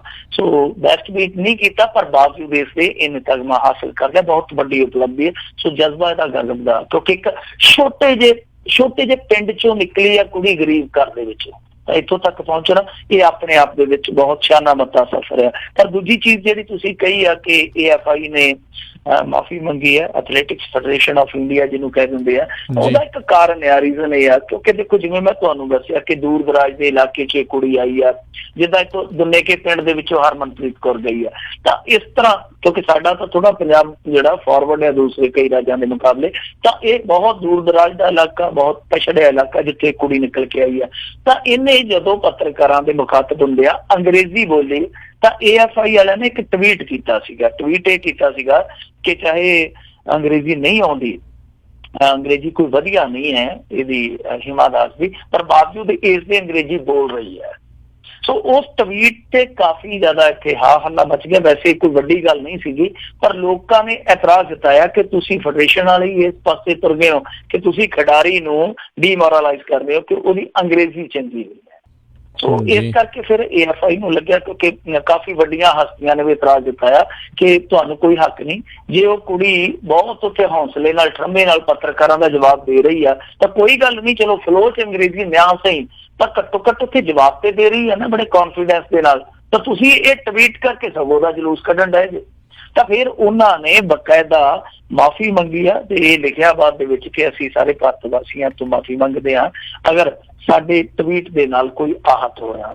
ਸੋ ਇਹਨਾਂ ਨੂੰ ਮਾਫੀ ਇਸ ਕਰਕੇ ਮੰਗਣੀ ਪਈ ਕਿਉਂਕਿ ਇਹਨਾਂ ਨੇ ਥੋੜੀ ਜਿਹੀ ਕਾਹਲੀ ਕਰਕੇ ਉਸ ਕੁੜੀ ਨੂੰ ਸ਼ਾਇਦ ਆਪਣੇ ਵੱਲੋਂ ਤੇ ਮਾਨ ਸਨਮਾਨ ਹੀ ਦਿੱਤਾ ਹੋਵੇ ਕਿ ਉਹ ਘਬਰਾਉਂਦੀ ਨਹੀਂ, ਚਾਹੇ ਟਰੈਕ ਦੇ ਅੰਦਰ ਦੌੜ ਰਹੀ ਹੋਵੇ ਚਾਹੇ ਟਰੈਕ ਦੇ ਬਾਹਰੋਂ ਪੱਤਰਕਾਰਾਂ ਦੇ ਸਵਾਲਾਂ ਦਾ ਜਵਾਬ ਦਿੰਦੀ ਹੋਵੇ, ਪਰ ਉਹਨੂੰ ਦੂਸਰੇ ਤਰੀਕੇ ਨਾਲ ਲੈ ਗਿਆ। ਸੋ ਇਹਨਾਂ ਨੂੰ ਮਾਫੀ ਮੰਗਣੀ ਪਈ ਹੈ। ਪਰ ਇਹ ਗੱਲਾਂ ਪਿੱਛੇ ਛੁੱਟ ਜਾਂਦੀਆਂ, ਜੋ ਅੱਜ ਪ੍ਰਾਪਤੀ ਦਰਜ ਕੀਤੀ ਇਸ ਬੱਚੀ ਨੇ ਉਹ ਪ੍ਰਾਪਤੀ ਵਾਕਈ ਲਾਜਵਾਬ ਹੈ, ਲਾਮਿਸਾਲ ਆ। ਬਿਲਕੁਲ। ਵੈਸੇ ਉੱਦਾਂ ਨਾ ਇੱਥੋਂ ਇੱਕ ਕਿਤੇ ਨਾ ਕਿਤੇ ਜਿਹੜੀ ਮਿੰਟੂ ਜੀ ਮਾਨਸਿਕਤਾ ਵੀ ਜਿਹੜੀ ਪਤਾ ਲੱਗਦੀ ਆ, ਆਪਾਂ ਬਹੁਤ ਸਾਰੇ ਬਾਹਰਲੇ ਹੋਰ ਮੁਲਕਾਂ ਦੇ ਜਿਹੜੇ ਆਪੋ ਆਪਣੀਆਂ ਭਾਸ਼ਾਵਾਂ ਦੇ ਵਿੱਚ ਜਿਹੜੇ ਐਥਲੀਟ ਆ ਉਹਨਾਂ ਨੂੰ ਗੱਲਾਂ ਕਰਦੇ ਸੁਣਦੇ ਆ, ਉਹਨਾਂ ਨੂੰ ਕਦੀ ਕੋਈ ਨਹੀਂ ਕਹਿੰਦਾ ਵੀ ਇਹ ਅੰਗਰੇਜ਼ੀ ਕਿਉਂ ਨਹੀਂ ਬੋਲ ਰਿਹਾ ਜਾਂ ਇਹ ਜਿਹੜੀ ਹੋਰ ਭਾਸ਼ਾ ਜਿਹੜੀ ਉਹ ਕਿਉਂ ਬੋਲ ਰਿਹਾ। ਹਰ ਇੱਕ ਜਾਣਾ ਉਸ ਦਾ ਨਾਲ ਦੇ ਨਾਲ ਤਰਜਮਾ ਕਰਕੇ ਜਿਹੜਾ ਸੁਣਾ ਦਿੱਤਾ ਜਾਂਦਾ ਆ। ਪਰ ਇੱਥੇ ਕਿਤੇ ਨਾ ਕਿਤੇ ਮਾਨਸਿਕਤਾ ਦੇ ਵਿੱਚ ਫਸਿਆ ਵੀ ਜੇ ਅੰਗਰੇਜ਼ੀ ਨਹੀਂ ਬੋਲਦਾ ਜਾਂ ਜੇ ਕੁਛ ਹੋਰ ਨਹੀਂ ਬੋਲਦਾ ਤਾਂ ਉਹ ਬੰਦਾ ਜਿਹੜਾ ਕਿਤੇ ਨਾ ਕਿਤੇ ਮਾੜਾ ਆ। ਜੀ ਬਿਲਕੁਲ, ਇਸੇ ਕਰਕੇ ਇਤਰਾਜ਼ ਹੋਇਆ ਨਾ, ਔਰ ਇਹਨਾਂ ਨੂੰ ਕਹਿਣਾ ਨਹੀਂ ਸੀ ਚਾਹੀਦਾ। ਔਰ ਖਿਡਾਰੀ ਦੀ ਮਨਸ਼ਾ ਜਿਹੜੀ ਮਰਜ਼ੀ, ਜਿਹੜਾ ਕਪਿਲ ਦੇਵ ਆ, ਕਪਿਲ ਦੇਵ ਨੂੰ ਵੀ ਅੰਗਰੇਜ਼ੀ ਨਹੀਂ ਸੀ ਆਉਂਦੀ ਸ਼ੁਰੂਆਤੀ ਦੌਰ 'ਚ। ਸੋ ਇਹ ਹੁੰਦਾ ਹੀ ਆ, ਇਹਨਾਂ ਦਾ ਕੈਰੀਅਰ ਸ਼ੁਰੂ ਹੋਇਆ ਹਲੇ ਹੀਮਾ ਦਾਸ ਹੋਰਾਂ ਦੇ ਤੇ 18 ਸਾਲ ਦੇ ਬੱਚੇ ਆ। ਸੋ ਮੈਨੂੰ ਨਹੀਂ ਲੱਗਦਾ ਕਿ ਏਦਾਂ ਦਾ ਟਵੀਟ ਕਰਨਾ ਜ਼ਰੂਰੀ ਸੀਗਾ। ਸੋ ਤਾਂ ਇਹਨਾਂ ਨੂੰ ਮਾਫੀ ਵੀ ਮੰਗਣੀ ਪਈ ਆ। ਔਰ ਖਿਡਾਰੀਆਂ ਦੀ ਮਰਜ਼ੀ ਆ, ਜਿਹੜੀ ਮਰਜ਼ੀ ਭਾਸ਼ਾ 'ਚ ਗੱਲ ਕਰਨ, ਜਿੱਦਾਂ ਹੀ ਉਹ ਆਪਣੇ ਆਪ ਨੂੰ ਸਹਿਜ ਮਹਿਸੂਸ ਕਰਦੇ ਆ। ਬਿਲਕੁਲ। ਨਾਲੇ ਉੱਥੇ ਅੰਗਰੇਜ਼ੀ ਦਾ ਥੋੜੀ ਟੈਸਟ ਦੇਣ ਗਏ, ਅਗਲੀ ਤਾਂ ਦੌੜਨ ਗਈ ਸੀ ਉੱਥੇ। ਜੀ ਅਗਲੀ ਜਿਹੜੀ ਆਪਾਂ ਗੱਲ ਕਰੀਏ ਵੀ ਹਨੀਪ੍ਰੀਤ ਨੂੰ ਜੇਲ੍ਹ ਦੇ ਵਿੱਚੋਂ ਫੋਨ ਸਹੂਲਤ ਦੇਣ ਤੋਂ ਪੁਲਿਸ ਨੇ ਨਾ ਕੀਤੀ। ਦੇਖੋ, ਹਨੀਪ੍ਰੀਤ ਨੇ ਗੁਜ਼ਾਰਿਸ਼ ਕੀਤੀ ਸੀ, ਗੁਹਾਰ ਲਾਈ ਸੀਗੀ ਜਾਂ ਹੱਕ ਮੰਗਿਆ ਕਹਿ ਲਓ ਕਿ ਦੇਖੋ ਜੀ ਸਾਰੇ ਕੈਦੀ ਆ ਜਿਹੜੇ 5-5 ਮਿੰਟ ਡੇਲੀ ਗੱਲ ਕਰਦੇ ਆ ਤੇ ਮੇਰੇ ਦਿਲ ਨੂੰ ਹੌਲ ਜੇ ਪੈਂਦੇ ਆ ਜਦੋਂ ਹਰੇਕ ਦੇ ਕੰਨ ਨੂੰ ਟੈਲੀਫੋਨ ਲੱਗਾ ਹੁੰਦਾ। ਸੋ ਮੈਨੂੰ ਵੀ ਕਿਰਪਾ ਕਰਕੇ ਇਹ ਸਹੂਲਤ ਦੇ ਦਿਓ। ਸੋ ਹਨੀਪ੍ਰੀਤ ਨੇ ਇੱਕ ਗੁਹਾਰ ਲਾਈ ਸੀ, ਗੁਜ਼ਾਰਿਸ਼ ਕੀਤੀ ਸੀ। ਓਦਾਂ ਦੇਖੋ, ਚਾਹੇ ਹਨੀਪ੍ਰੀਤ ਆ ਚਾਹੇ ਗੁਰਮੀਤ ਰਾਮ ਆ, ਕੋਈ ਵੀ ਆ, ਹਰੇਕ ਬੰਦੀ ਦਾ ਹਰੇਕ ਕੈਦੀ ਦਾ ਅਧਿਕਾਰ ਹੁੰਦਾ ਜੇਲ੍ਹ ਮੈਨੂਅਲ ਦੇ ਹਿਸਾਬ ਕਿਤਾਬ ਦੇ ਨਾਲ। ਪਰ ਕਿਉਂਕਿ ਜੇਲ੍ਹ ਮੈਨੂਅਲ ਹੀ ਇੱਥੇ ਕੈਟਾਗਰੀਆਂ ਬਣਾ ਦਿੰਦਾ ਕਿ ਕਿਸ ਨੂੰ ਸਹੂਲਤ ਦਿੱਤੀ ਜਾਣੀ ਹੈ, ਕਿਸ ਨੂੰ ਸਹੂਲਤ ਜਿਹੜੀ ਨਹੀਂ ਦਿੱਤੀ ਜਾਣੀ, ਜਾਂ ਕਈ ਚੀਜ਼ਾਂ ਹੋਰ ਹੁੰਦੀਆਂ ਜੇਲ੍ਹ ਤੋਂ ਬਾਹਰ ਵੀ, ਜਿੱਦਾਂ ਇੱਕ ਬਾਹਰ ਪੁਲਿਸ ਦਾ ਪ੍ਰਬੰਧ ਹੁੰਦਾ, ਉਹਦੇ ਵਿੱਚ ਵੀ ਬਹੁਤ ਸਾਰੀਆਂ ਚੀਜ਼ਾਂ ਤੈਅ ਕੀਤੀਆਂ ਜਾਂਦੀਆਂ ਕਿ ਅੰਦਰ ਬੈਠੇ ਬੰਦੇ ਨੂੰ ਕੀ ਇਹ ਸਹੂਲਤ ਦਿੱਤੀ ਜਾਣੀ ਵਾਜਬ ਹੈ ਜਾਂ ਗੈਰ ਵਾਜਬ ਹੈ, ਜ਼ਰੂਰੀ ਹੈ ਜਾਂ ਗੈਰ ਜ਼ਰੂਰੀ ਹੈ। ਸੋ ਇੱਥੇ ਇਹੀ ਸੁਣਵਾਈ ਹੋ ਰਹੀ ਆ ਕਿਉਂਕਿ ਇਹਨੇ ਅਦਾਲਤ ਨੂੰ ਸੂਚਿਤ ਕੀਤਾ ਸੀਗਾ, ਅਦਾਲਤ ਕੋਲ ਇਹ ਗੁਹਾਰ ਲਾਈ ਸੀਗੀ ਕਿ ਮੈਨੂੰ ਉਹ ਸਹੂਲਤ ਨਹੀਂ ਦਿੱਤੀ ਜਾ ਰਹੀ, ਜਦ ਕਿ ਜੇਲ੍ਹ ਦੇ ਵਿੱਚ ਹਰੇਕ ਕੈਦੀ ਲਈ 5-5 ਮਿੰਟ ਦਾ ਸਮਾਂ ਰੱਖਿਆ ਗਿਆ ਕਿ ਉਹ ਟੈਲੀਫੋਨ ਕਰਕੇ ਗੱਲ ਕਰ ਸਕਦਾ ਆਪਣੇ ਰਿਸ਼ਤੇਦਾਰਾਂ ਨਾਲ ਜਾਂ ਨੇੜੇ ਜਿੰਨੇ ਵੀ ਤਾਲੁਕ ਵਾਲੇ ਉਹਨਾਂ ਦੇ ਬੰਦੇ ਹੈਗੇ ਆ। ਤਾਂ ਹੁਣ ਇਹਦੇ ਤੇ ਜਦੋਂ ਸੁਣਵਾਈ ਹੋਈ ਤਾਂ ਪੁਲਿਸ ਤੋਂ ਪੁੱਛਿਆ ਅਦਾਲਤ ਨੇ ਕਿ ਭਾਈ ਤੁਹਾਡਾ ਕੀ ਰੋਕਿਆ, ਤੁਹਾਡਾ ਕੀ ਪੱਕਿਆ। ਤਾਂ ਅਦਾਲਤ ਦੇ ਵਿੱਚ ਆ ਕੇ ਅੰਬਾਲਾ ਜੇਲ੍ਹ ਪ੍ਰਸ਼ਾਸਨ ਨੇ ਜੋ ਵੀ ਇਹ ਗੱਲ ਕਹੀ ਹੈ, ਉਹਨਾਂ ਨੇ ਤਾਂ ਸਾਫ਼ ਤੌਰ ਤੇ ਕਹਿ ਦਿੱਤਾ ਕਿ ਸਾਨੂੰ ਕੋਈ ਇਤਰਾਜ਼ ਨਹੀਂ ਹੈ ਜੇ ਬਾਹਰਲੀ ਪੁਲਿਸ ਜਿਹੜੀ ਹੈ ਉਹ ਅਲਾਉ ਕਰ ਦਿੰਦੀ ਹੈ। ਤਾਂ ਜਿਹੜੀ ਬਾਹਰਲੀ ਪੁਲਿਸ ਸੀਗੀ, ਹਰਿਆਣਾ ਪੁਲਿਸ ਸੀਗੀ, ਉਹਨੇ ਆ ਕੇ ਸਾਫ਼ ਤੌਰ ਤੇ ਕਿਹਾ ਕਿ ਜੇ ਇਹਨੂੰ ਇਜਾਜ਼ਤ ਦਿੱਤੀ ਜਾਂਦੀ ਹੈ ਤੇ ਇਹਦੇ ਨਾਲ ਕਾਨੂੰਨ ਵਿਵਸਥਾ ਜਿਹੜੀ ਵਿਗੜ ਸਕਦੀ ਹੈ। ਸੋ ਹੁਣ ਇਹਦੀ ਅਰਜ਼ੀ ਤੇ ਇਤਰਾਜ਼ ਲਾ ਦਿੱਤਾ ਪੁਲਿਸ ਵਾਲਿਆਂ ਨੇ। ਤਾਂ ਮੈਨੂੰ ਲੱਗਦਾ ਕਿ ਬਹੁਤ ਮੁਸ਼ਕਲ ਹੋ ਜਾਏਗਾ ਹੁਣ ਅਦਾਲਤ ਵੱਲੋਂ ਇਹਨੂੰ ਇਹ ਜਿਹੜੀ ਸਹੂਲਤ ਦਿੱਤੀ ਜਾਊਗੀ, ਬਹੁਤ ਮੁਸ਼ਕਲ ਹੋ ਜਾਏਗਾ ਇਸ ਗੱਲ ਨੂੰ ਲੈ ਕੇ। ਫਿਰ ਵੀ ਉਮੀਦ ਆ ਆਉਣ ਵਾਲੇ ਸਮੇਂ ਦੇ ਵਿੱਚ ਜੇ ਫੈਸਲਾ ਇਹਦੇ ਹੱਕ 'ਚ ਨਾ ਹੋਇਆ ਤੇ ਹੋ ਸਕਦਾ ਅਗਲੀ ਅਦਾਲਤ ਦੇ ਵਿੱਚ ਚਲੀ ਜਾਵੇ। ਓਦਾਂ ਗੁਰਮੀਤ ਰਾਮ ਦੇ ਨਾਲ ਵੀ ਏਦਾਂ ਹੀ ਹੋਇਆ, ਪਹਿਲਾਂ ਸਹੂਲਤਾਂ ਦੱਸਦੇ ਕੁਛ ਦਿੱਤੀਆਂ ਗਈਆਂ ਪਰ ਬਾਅਦ ਦੇ ਵਿੱਚ ਬੰਦ ਕਰ ਦਿੱਤੀਆਂ ਗਈਆਂ ਸਨ। ਹਾਲਾਂਕਿ ਪ੍ਰੇਮੀ ਤੇ ਇੱਥੋਂ ਤੱਕ ਮੰਗ ਕਰੀ ਜਾਂਦੇ ਸੀ, ਕਹਿੰਦੇ ਜੀ ਬਾਬੇ ਦੇ ਜਿਹੜੇ ਪ੍ਰਵਚਨ ਨੇ ਉਹ ਜੇਲ੍ਹ ਚੋਂ ਲਾਈਵ ਕਰੋ। ਤੇ ਉਹ ਕਹਿੰਦੇ ਕਿ ਫਿਰ ਕਿਹਦੇ ਕਰਾਂਗੇ, ਇਹਦੇ ਲਈ ਤਾਂ ਸਾਨੂੰ ਇੱਕ ਚੈਨਲ ਬਣਾਉਣਾ ਪੈਣਾ ਅਲੱਗ ਬਾਬਿਆਂ ਦੇ ਜਿਹੜੇ ਅੰਦਰ ਬੈਠੇ ਆ, ਜਿੱਦਾਂ DD1 ਚੱਲਦਾ, DD2 ਚੱਲਦਾ, ਕਿਉਂਕਿ ਉਧਰ ਆਸਾਰਾਮ ਕਹੂਗਾ ਤੇ ਫਿਰ ਮੇਰਾ ਵੀ ਪ੍ਰਵਚਨ ਲਾਈਵ ਕਰ ਦਿਓ। ਉਧਰ ਇੱਕ ਹੋਰ ਬੈਠਾ ਜਿਹੜਾ ਰਾਮਪਾਲ, ਉਹ ਕਹੂਗਾ ਕਿ ਮੇਰੇ ਵੀ ਜਿਹੜੇ ਬੋਲ ਵਚਨ ਆ ਉਹ ਔਨ ਏਅਰ ਕਰੋ। ਸੋ ਉੱਥੋਂ ਇਹ ਮੰਗਾਂ ਜਿਹੜੀਆਂ ਨਕਾਰੀਆਂ ਜਾ ਚੁੱਕੀਆਂ ਅੱਗੇ। ਸੋ ਹੁਣ ਦੇਖਣਾ ਹੋਊਗਾ ਕਿ ਅਦਾਲਤ ਕੀ ਫੈਸਲਾ ਲੈਂਦੀ ਆ। ਉੱਦਾਂ ਆਸਾਰਾਮ ਨੂੰ ਇਹਨਾਂ ਨੇ ਇਹ ਸਹੂਲਤ ਦਿੱਤੀ ਸੀਗੀ ਜੀ। ਜਦੋਂ ਉਹਨੂੰ ਇਹ ਫੈਸਿਲਿਟੀ ਦਿੱਤੀ ਉਹਨੇ ਪਹਿਲੀ ਕਾਲ ਦੇ ਵਿੱਚ ਹੀ ਗੜਬੜ ਕਰ ਦਿੱਤੀ, ਪਹਿਲੀ ਕਾਲ ਦੇ ਵਿੱਚ ਹੀ ਬਹੁਤ ਕੁਝ ਕਹਿ ਗਿਆ। ਉਹ ਕਾਲ ਫਿਰ ਬਾਅਦ ਦੇ ਵਿੱਚ ਜਦੋਂ ਵਾਇਰਲ ਹੋ ਗਈ, ਕਿਉਂਕਿ ਉਹਦੇ ਆਪਣੇ ਜਿਹੜੇ ਭਗਤ ਸੀਗੇ ਉਹਨਾਂ ਨੇ ਫੇਸਬੁੱਕ ਪੇਜ ਤੇ ਪਹਿਲਾਂ ਐਲਾਨ ਕੀਤਾ ਹੋਇਆ ਸੀਗਾ ਕਿ ਬਾਬਾ ਜੀ ਇਸ ਵੇਲੇ ਕਾਲ ਕਰ ਰਹੇ ਆ, ਤਾਂ ਉਸ ਚੀਜ਼ ਤੇ ਫਿਰ ਬਹੁਤ ਵੱਡਾ ਇਤਰਾਜ਼ ਜਤਾਇਆ ਗਿਆ ਕਿ ਇਹ ਜਿਸ ਤਰੀਕੇ ਨਾਲ ਢੋਂਗਿਆ ਰਚੀ ਜਾਂਦੇ ਬਾਹਰ ਬੈਠੇ, ਕੱਲ ਨੂੰ ਕੋਈ ਸਿਆਪਾ ਨਾ ਖੜਾ ਕਰ ਦੇਣ, ਅੰਦਰੋਂ ਬੈਠੇ ਬਾਬੇ ਕੋਈ ਨਾ ਕੋਈ ਸੰਦੇਸ਼ ਨਾ ਦੇ ਦੇਣ ਕਿ ਚੱਕ ਦਿਓ ਫਟਾ, ਨੱਪ ਦਿਓ ਕਿੱਲੀ, ਤਾਂ ਫਿਰ ਜਾ ਜਾਂਦੀ ਨਾ ਹੋ ਜਾਵੇ। ਸੋ ਇਸ ਕਰਕੇ ਮੈਨੂੰ ਲੱਗਦਾ ਕਿ ਉਮੀਦ ਬੜੀ ਘੱਟ ਹੈ ਕਿ ਇਹਨਾਂ ਨੂੰ ਇਸ ਤਰ੍ਹਾਂ ਦੀ ਸਹੂਲਤ ਦਿੱਤੀ ਜਾਊਗੀ।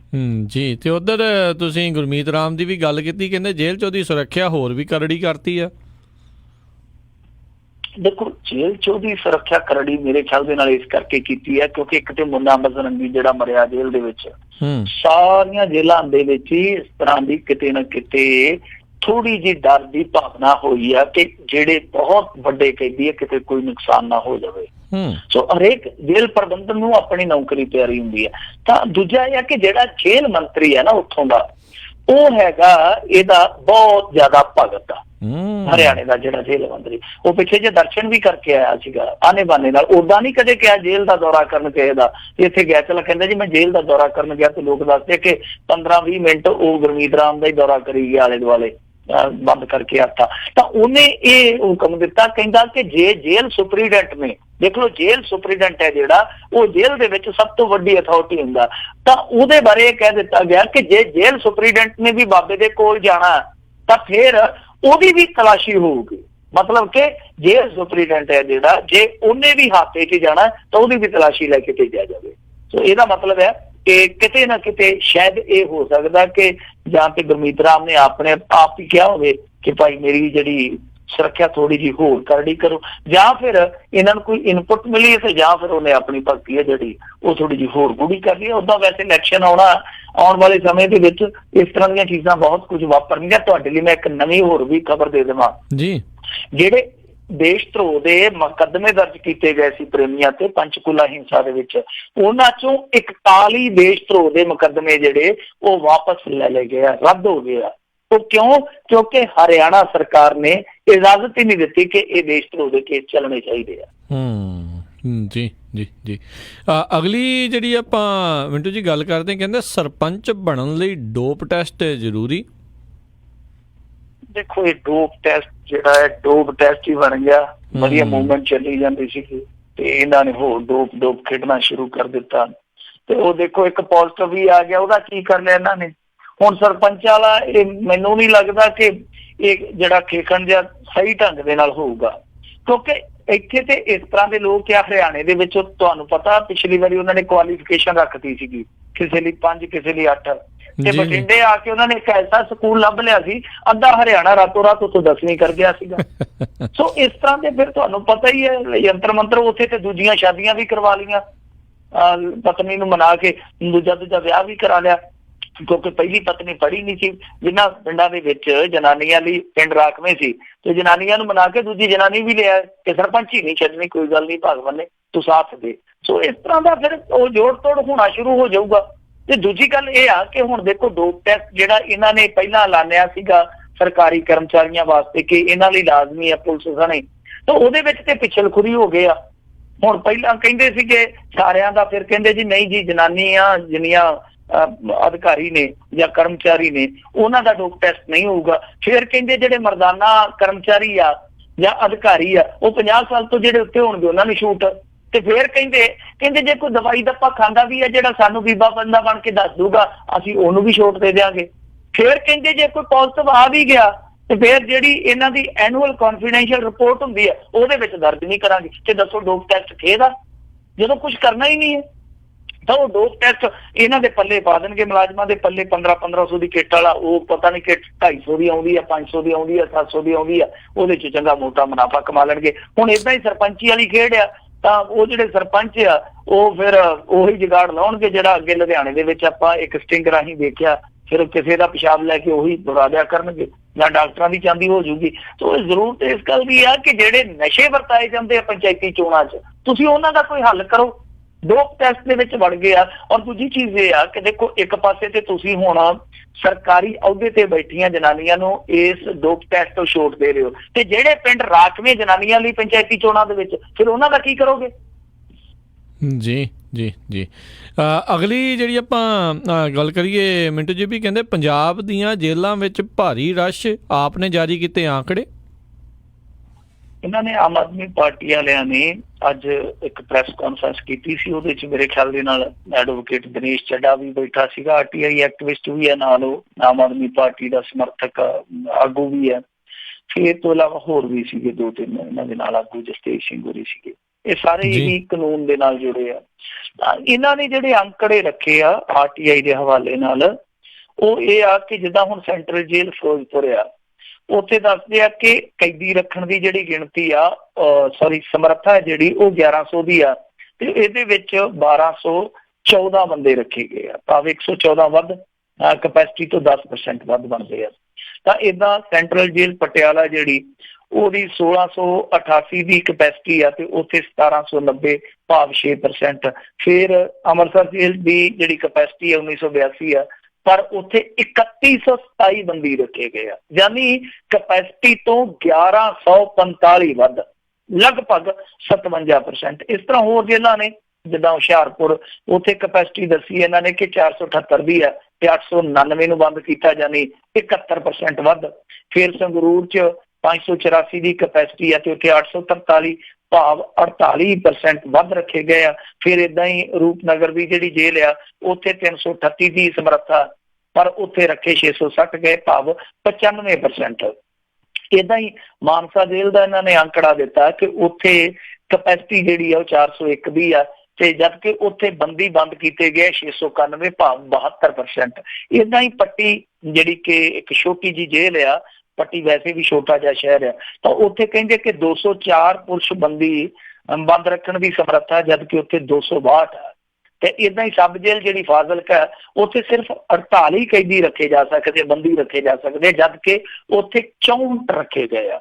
ਸੋ ਇਹਨਾਂ ਨੇ ਇਹ ਅੰਕੜੇ ਦਿੱਤੇ ਆ। ਹਾਲਾਂਕਿ ਕੁਛ ਹੋਰ ਵੀ ਅੰਕੜੇ ਆ, ਯਾਨੀ ਜਿਹੜੀਆਂ ਬੀਬੀਆਂ ਨੇ ਉਹ ਬੰਦ ਜੇਲ੍ਹਾਂ ਦੇ ਵਿੱਚ, ਉਹਨਾਂ ਦੇ ਵੀ ਅੰਕੜੇ ਆ, ਪਰ ਕੁੱਲ ਮਿਲਾ ਕੇ ਆਪਾਂ ਬਹੁਤੇ ਅੰਕੜਿਆਂ ਚ ਨਾ ਉਲਝੀਏ, ਕਿਉਂਕਿ ਇਹ ਕੰਮ ਰਾਜਨੀਤਿਕ ਲੋਕਾਂ ਦਾ ਹੁੰਦਾ। ਪਰ ਕੁੱਲ ਮਿਲਾ ਕੇ ਇਹਨਾਂ ਨੇ ਜਿਹੜਾ ਸਿੱਟਾ ਕੱਢਿਆ ਉਹ ਇਹ ਆ ਕਿ ਜੇਲ੍ਹਾਂ ਦੇ ਵਿੱਚ ਬਹੁਤ ਜ਼ਿਆਦਾ ਓਵਰ ਕਪੈਸਿਟੀ ਆ। ਤਾਂ ਇਹ ਤੱਥ ਬਿਲਕੁਲ ਸਹੀ ਆ ਆਮ ਆਦਮੀ ਪਾਰਟੀ ਵਾਲਿਆਂ ਦਾ ਕਿ ਜੇਲ੍ਹਾਂ ਦੇ ਵਿੱਚ ਓਵਰ ਕਪੈਸਿਟੀ ਆ। ਜਿਹੜੀ ਹੁਣ ਤੁਸੀਂ ਫਿਰੋਜ਼ਪੁਰ ਜੇਲ੍ਹ ਦਾ ਸੁਣਿਆ ਨਾ ਅੰਕੜਾ, ਕਿ ਇਹਦੀ ਸਮਰੱਥਾ ਹੈਗੀ ਹੈ 1100 ਦੀ, ਤੇ 1214 ਰੱਖੇ ਗਏ। ਕਿਸੇ ਸਮੇਂ ਜਦੋਂ ਅਸੀਂ ਇੱਥੇ ਹੁੰਦੇ ਸੀ ਤਾਂ ਉਸ ਸਮੇਂ 1800 ਬੰਦਾ ਹੁੰਦਾ ਸੀਗਾ, ਕਿਉਂਕਿ ਹੁਣ ਫਰੀਦਕੋਟ ਜੇਲ੍ਹ ਬਣ ਗਈ, ਘਟਾ ਦਿੱਤੀ। ਤਾਂ ਇਹਦੀ ਜੇ ਕਪੈਸਿਟੀ 1100 ਦੀ ਆ, ਤੇ 1800 ਤੇ ਸਾਡੇ ਵੇਖਣ ਦੇ ਲਈ ਹੁੰਦਾ ਸੀਗਾ, ਯਾਨੀ ਕਪੈਸਿਟੀ ਤੋਂ 700 ਬੰਦਾ ਵੱਧ। ਤੇ ਉਹ ਗੱਲ ਮੇਰੇ ਖਿਆਲ ਦੇ ਨਾਲ ਅੱਜ 11 ਸਾਲ ਪਹਿਲਾਂ ਦੀ ਆ। ਸੋ ਇਹ ਚੀਜ਼ਾਂ ਜਿਹੜੀਆਂ ਨੇ, ਇਹ ਜੇਲ੍ਹ ਦੇ ਵਿੱਚ ਬਹੁਤ ਬਹੁਤ ਮਾਹੌਲ ਵੱਖਰੇ ਤਰ੍ਹਾਂ ਦਾ ਪੈਦਾ ਕਰ ਦਿੰਦੀਆਂ। ਯਾਨੀ ਜੋ ਦਵਾਈ ਆਉਣੀ ਆ, ਹੁਣ ਦਵਾਈ ਜਿਹੜੀ ਆ ਉਹ ਸੀਮਤ ਆਉਂਦੀ ਹੈ, ਸੀਮਤ ਮਾਤਰਾ ਚ, ਉਹ ਵੀ ਕਦੇ ਆਉਂਦੀ ਹੈ ਕਦੇ ਨਹੀਂ ਆਉਂਦੀ, ਬਸ ਪੁੱਜਦੇ ਸਰਦਿਆਂ ਦੇ ਹੱਥ ਲੱਗ ਜਾਂਦੀ ਹੈ। ਫਿਰ ਬਿਮਾਰੀਆਂ ਦੀਆਂ ਜਿਹੜੀਆਂ ਸੰਭਾਵਨਾਵਾਂ ਉਹ ਵੱਧ ਜਾਂਦੀਆਂ।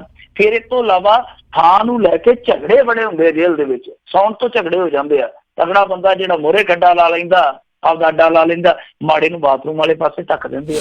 ਸੋ ਉੱਥੇ ਲੜਾਈਆਂ ਵੀ ਇਸ ਤਰ੍ਹਾਂ ਦੀਆਂ ਬਹੁਤ ਹੁੰਦੀਆਂ। ਯਾਨੀ ਜਿਹੜੀ ਓਵਰ ਕਪੈਸਿਟੀ ਆ ਉਹ ਜੇਲ੍ਹਾਂ ਦੇ ਵਿੱਚ ਇੱਕ ਬਹੁਤ ਵੱਡੀ ਸਮੱਸਿਆ। ਫਿਰ ਜਿੰਨੀ ਓਵਰ ਕਪੈਸਿਟੀ ਹੋਊਗੀ, ਕਿਉਂਕਿ ਸਾਡਾ ਜੇਲ੍ਹ ਅਮਲਾ ਜਿਹੜਾ, ਉਹਦੀ ਨਫਰੀ ਜਿਹੜੀ ਆ ਉਹ ਲਗਾਤਾਰ ਥੁੜਦੀ ਗਈ, ਤੇ ਹੁਣ ਬਹੁਤ ਜ਼ਿਆਦਾ ਘਟਿਆ। ਤਾਂ ਉਹ ਇੰਨੇ ਬੰਦੇ ਜਿਹੜੇ ਕਪੈਸਿਟੀ ਤੋਂ ਵੱਧ ਹੋਣਗੇ, ਉਹਨਾਂ ਦੀ ਨਿਗਰਾਨੀ ਰੱਖਣੀ ਵੀ ਔਖੀ ਆ। ਸੋ ਇਹਦੀ ਸਮੱਸਿਆ ਹੀ ਸਮੱਸਿਆ। ਇਸ ਸਮੱਸਿਆ ਤੋਂ ਨਿਜਾਤ ਕਿੱਦਾਂ ਪਾਈ ਜਾਵੇ, ਇਹਦਾ ਕੋਈ ਹੱਲ ਨਾ ਤੇ ਸੁਝਾਉਂਦਾ ਤੇ ਨਾ ਕੋਈ ਕਰਦਾ। ਜੀ ਜੀ ਬਿਲਕੁਲ। ਤੇ ਮਿੰਟੂ ਜੀ, ਇੱਥੇ ਆਪਾਂ ਹੁਣ ਬ੍ਰੇਕ ਲਵਾਂਗੇ, ਤੇ ਬ੍ਰੇਕ ਤੋਂ ਬਾਅਦ ਦੇ ਵਿੱਚ ਜਿਹੜੇ ਆਪਾਂ ਵਾਪਸ ਆਉਂਦੇ ਹਾਂ ਤੇ ਸਰੋਤਿਆਂ ਦੀਆਂ ਜਿਹੜੀਆਂ ਕਾਲਸ ਆ ਉਹ ਲਵਾਂਗੇ। ਸੋ ਤੇ ਤੁਹਾਡੇ ਕੋਲ ਵੀ ਜੇ ਕੋਈ ਸਵਾਲ ਹੈਗਾ, ਤੁਸੀਂ ਮਿੰਟੂ ਜੀ ਨੂੰ ਪੁੱਛਣਾ ਚਾਹੁੰਦੇ ਹੋ ਤਾਂ ਕਾਲ ਕਰ ਸਕਦੇ ਹੋ। ਸਟੂਡੀਓ ਦਾ ਨੰਬਰ ਆ 408 272 5200 4082725200। ਇਸ ਨੰਬਰ ਦੇ ਉੱਤੇ ਕਾਲ ਕਰਕੇ ਤੁਸੀਂ ਵੀ ਮਿੰਟੂ ਜੀ ਨੂੰ ਸਵਾਲ ਪੁੱਛ ਸਕਦੇ ਹੋ। ਫੋਨ ਲਾਈਨਸ ਓਪਨ ਨੇ, ਤੇ ਮਿਲਾਂਗੇ ਤੁਹਾਨੂੰ ਬ੍ਰੇਕ ਤੋਂ ਬਾਅਦ 'ਚ।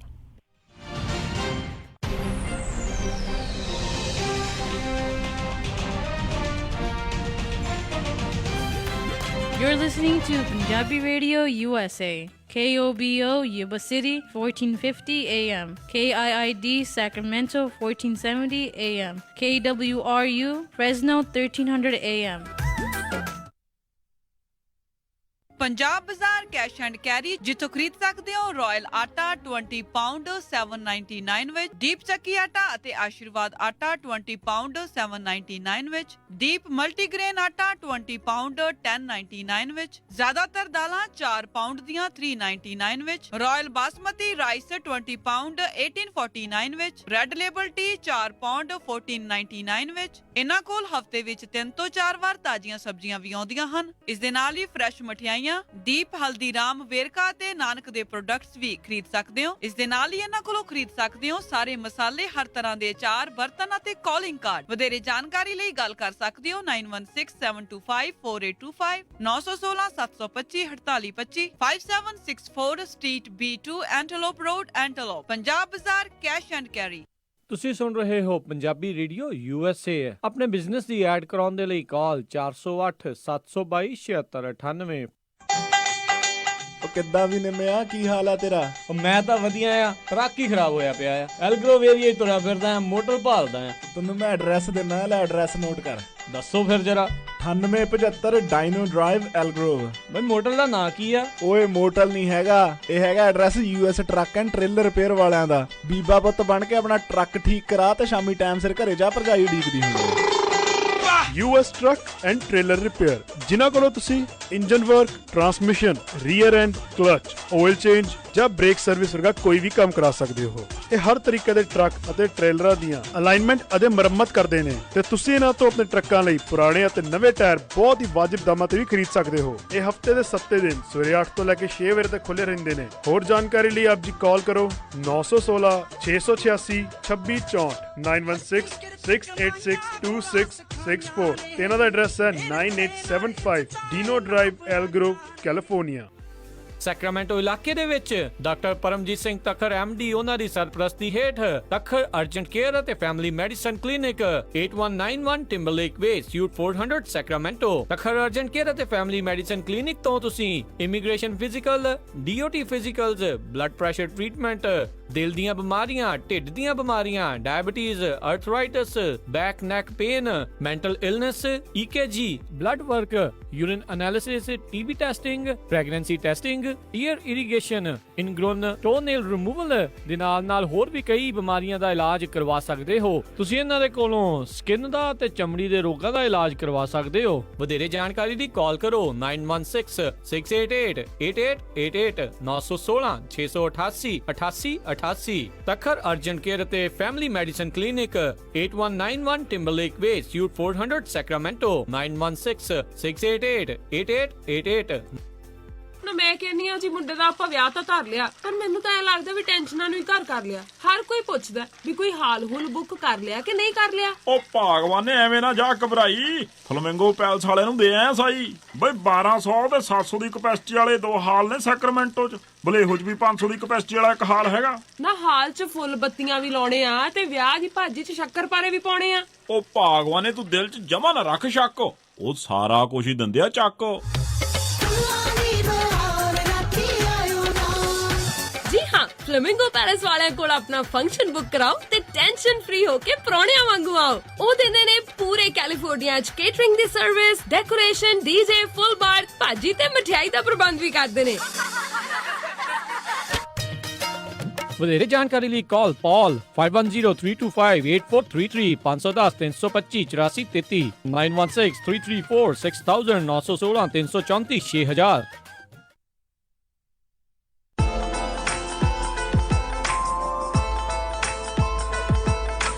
ਸਤਿ ਸ਼੍ਰੀ ਅਕਾਲ ਦੋਸਤੋ, ਮੈਂ ਹਾਂ ਜੋਨੀਤਾ ਡੋਡਾ ਤੇ ਤੁਸੀਂ ਸੁਣਦੇ ਰਹੋ ਪੰਜਾਬੀ ਰੇਡੀਓ USA।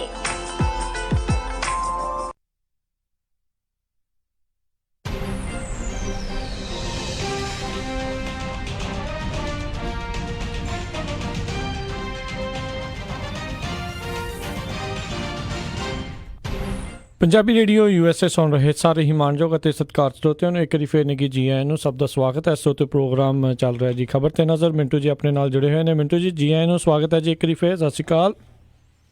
ਜੀ ਸ਼ੁਕਰੀਆ ਜੀ, ਸਾਰਿਆਂ ਨੂੰ ਸਤਿ ਸ਼੍ਰੀ ਅਕਾਲ ਜੀ।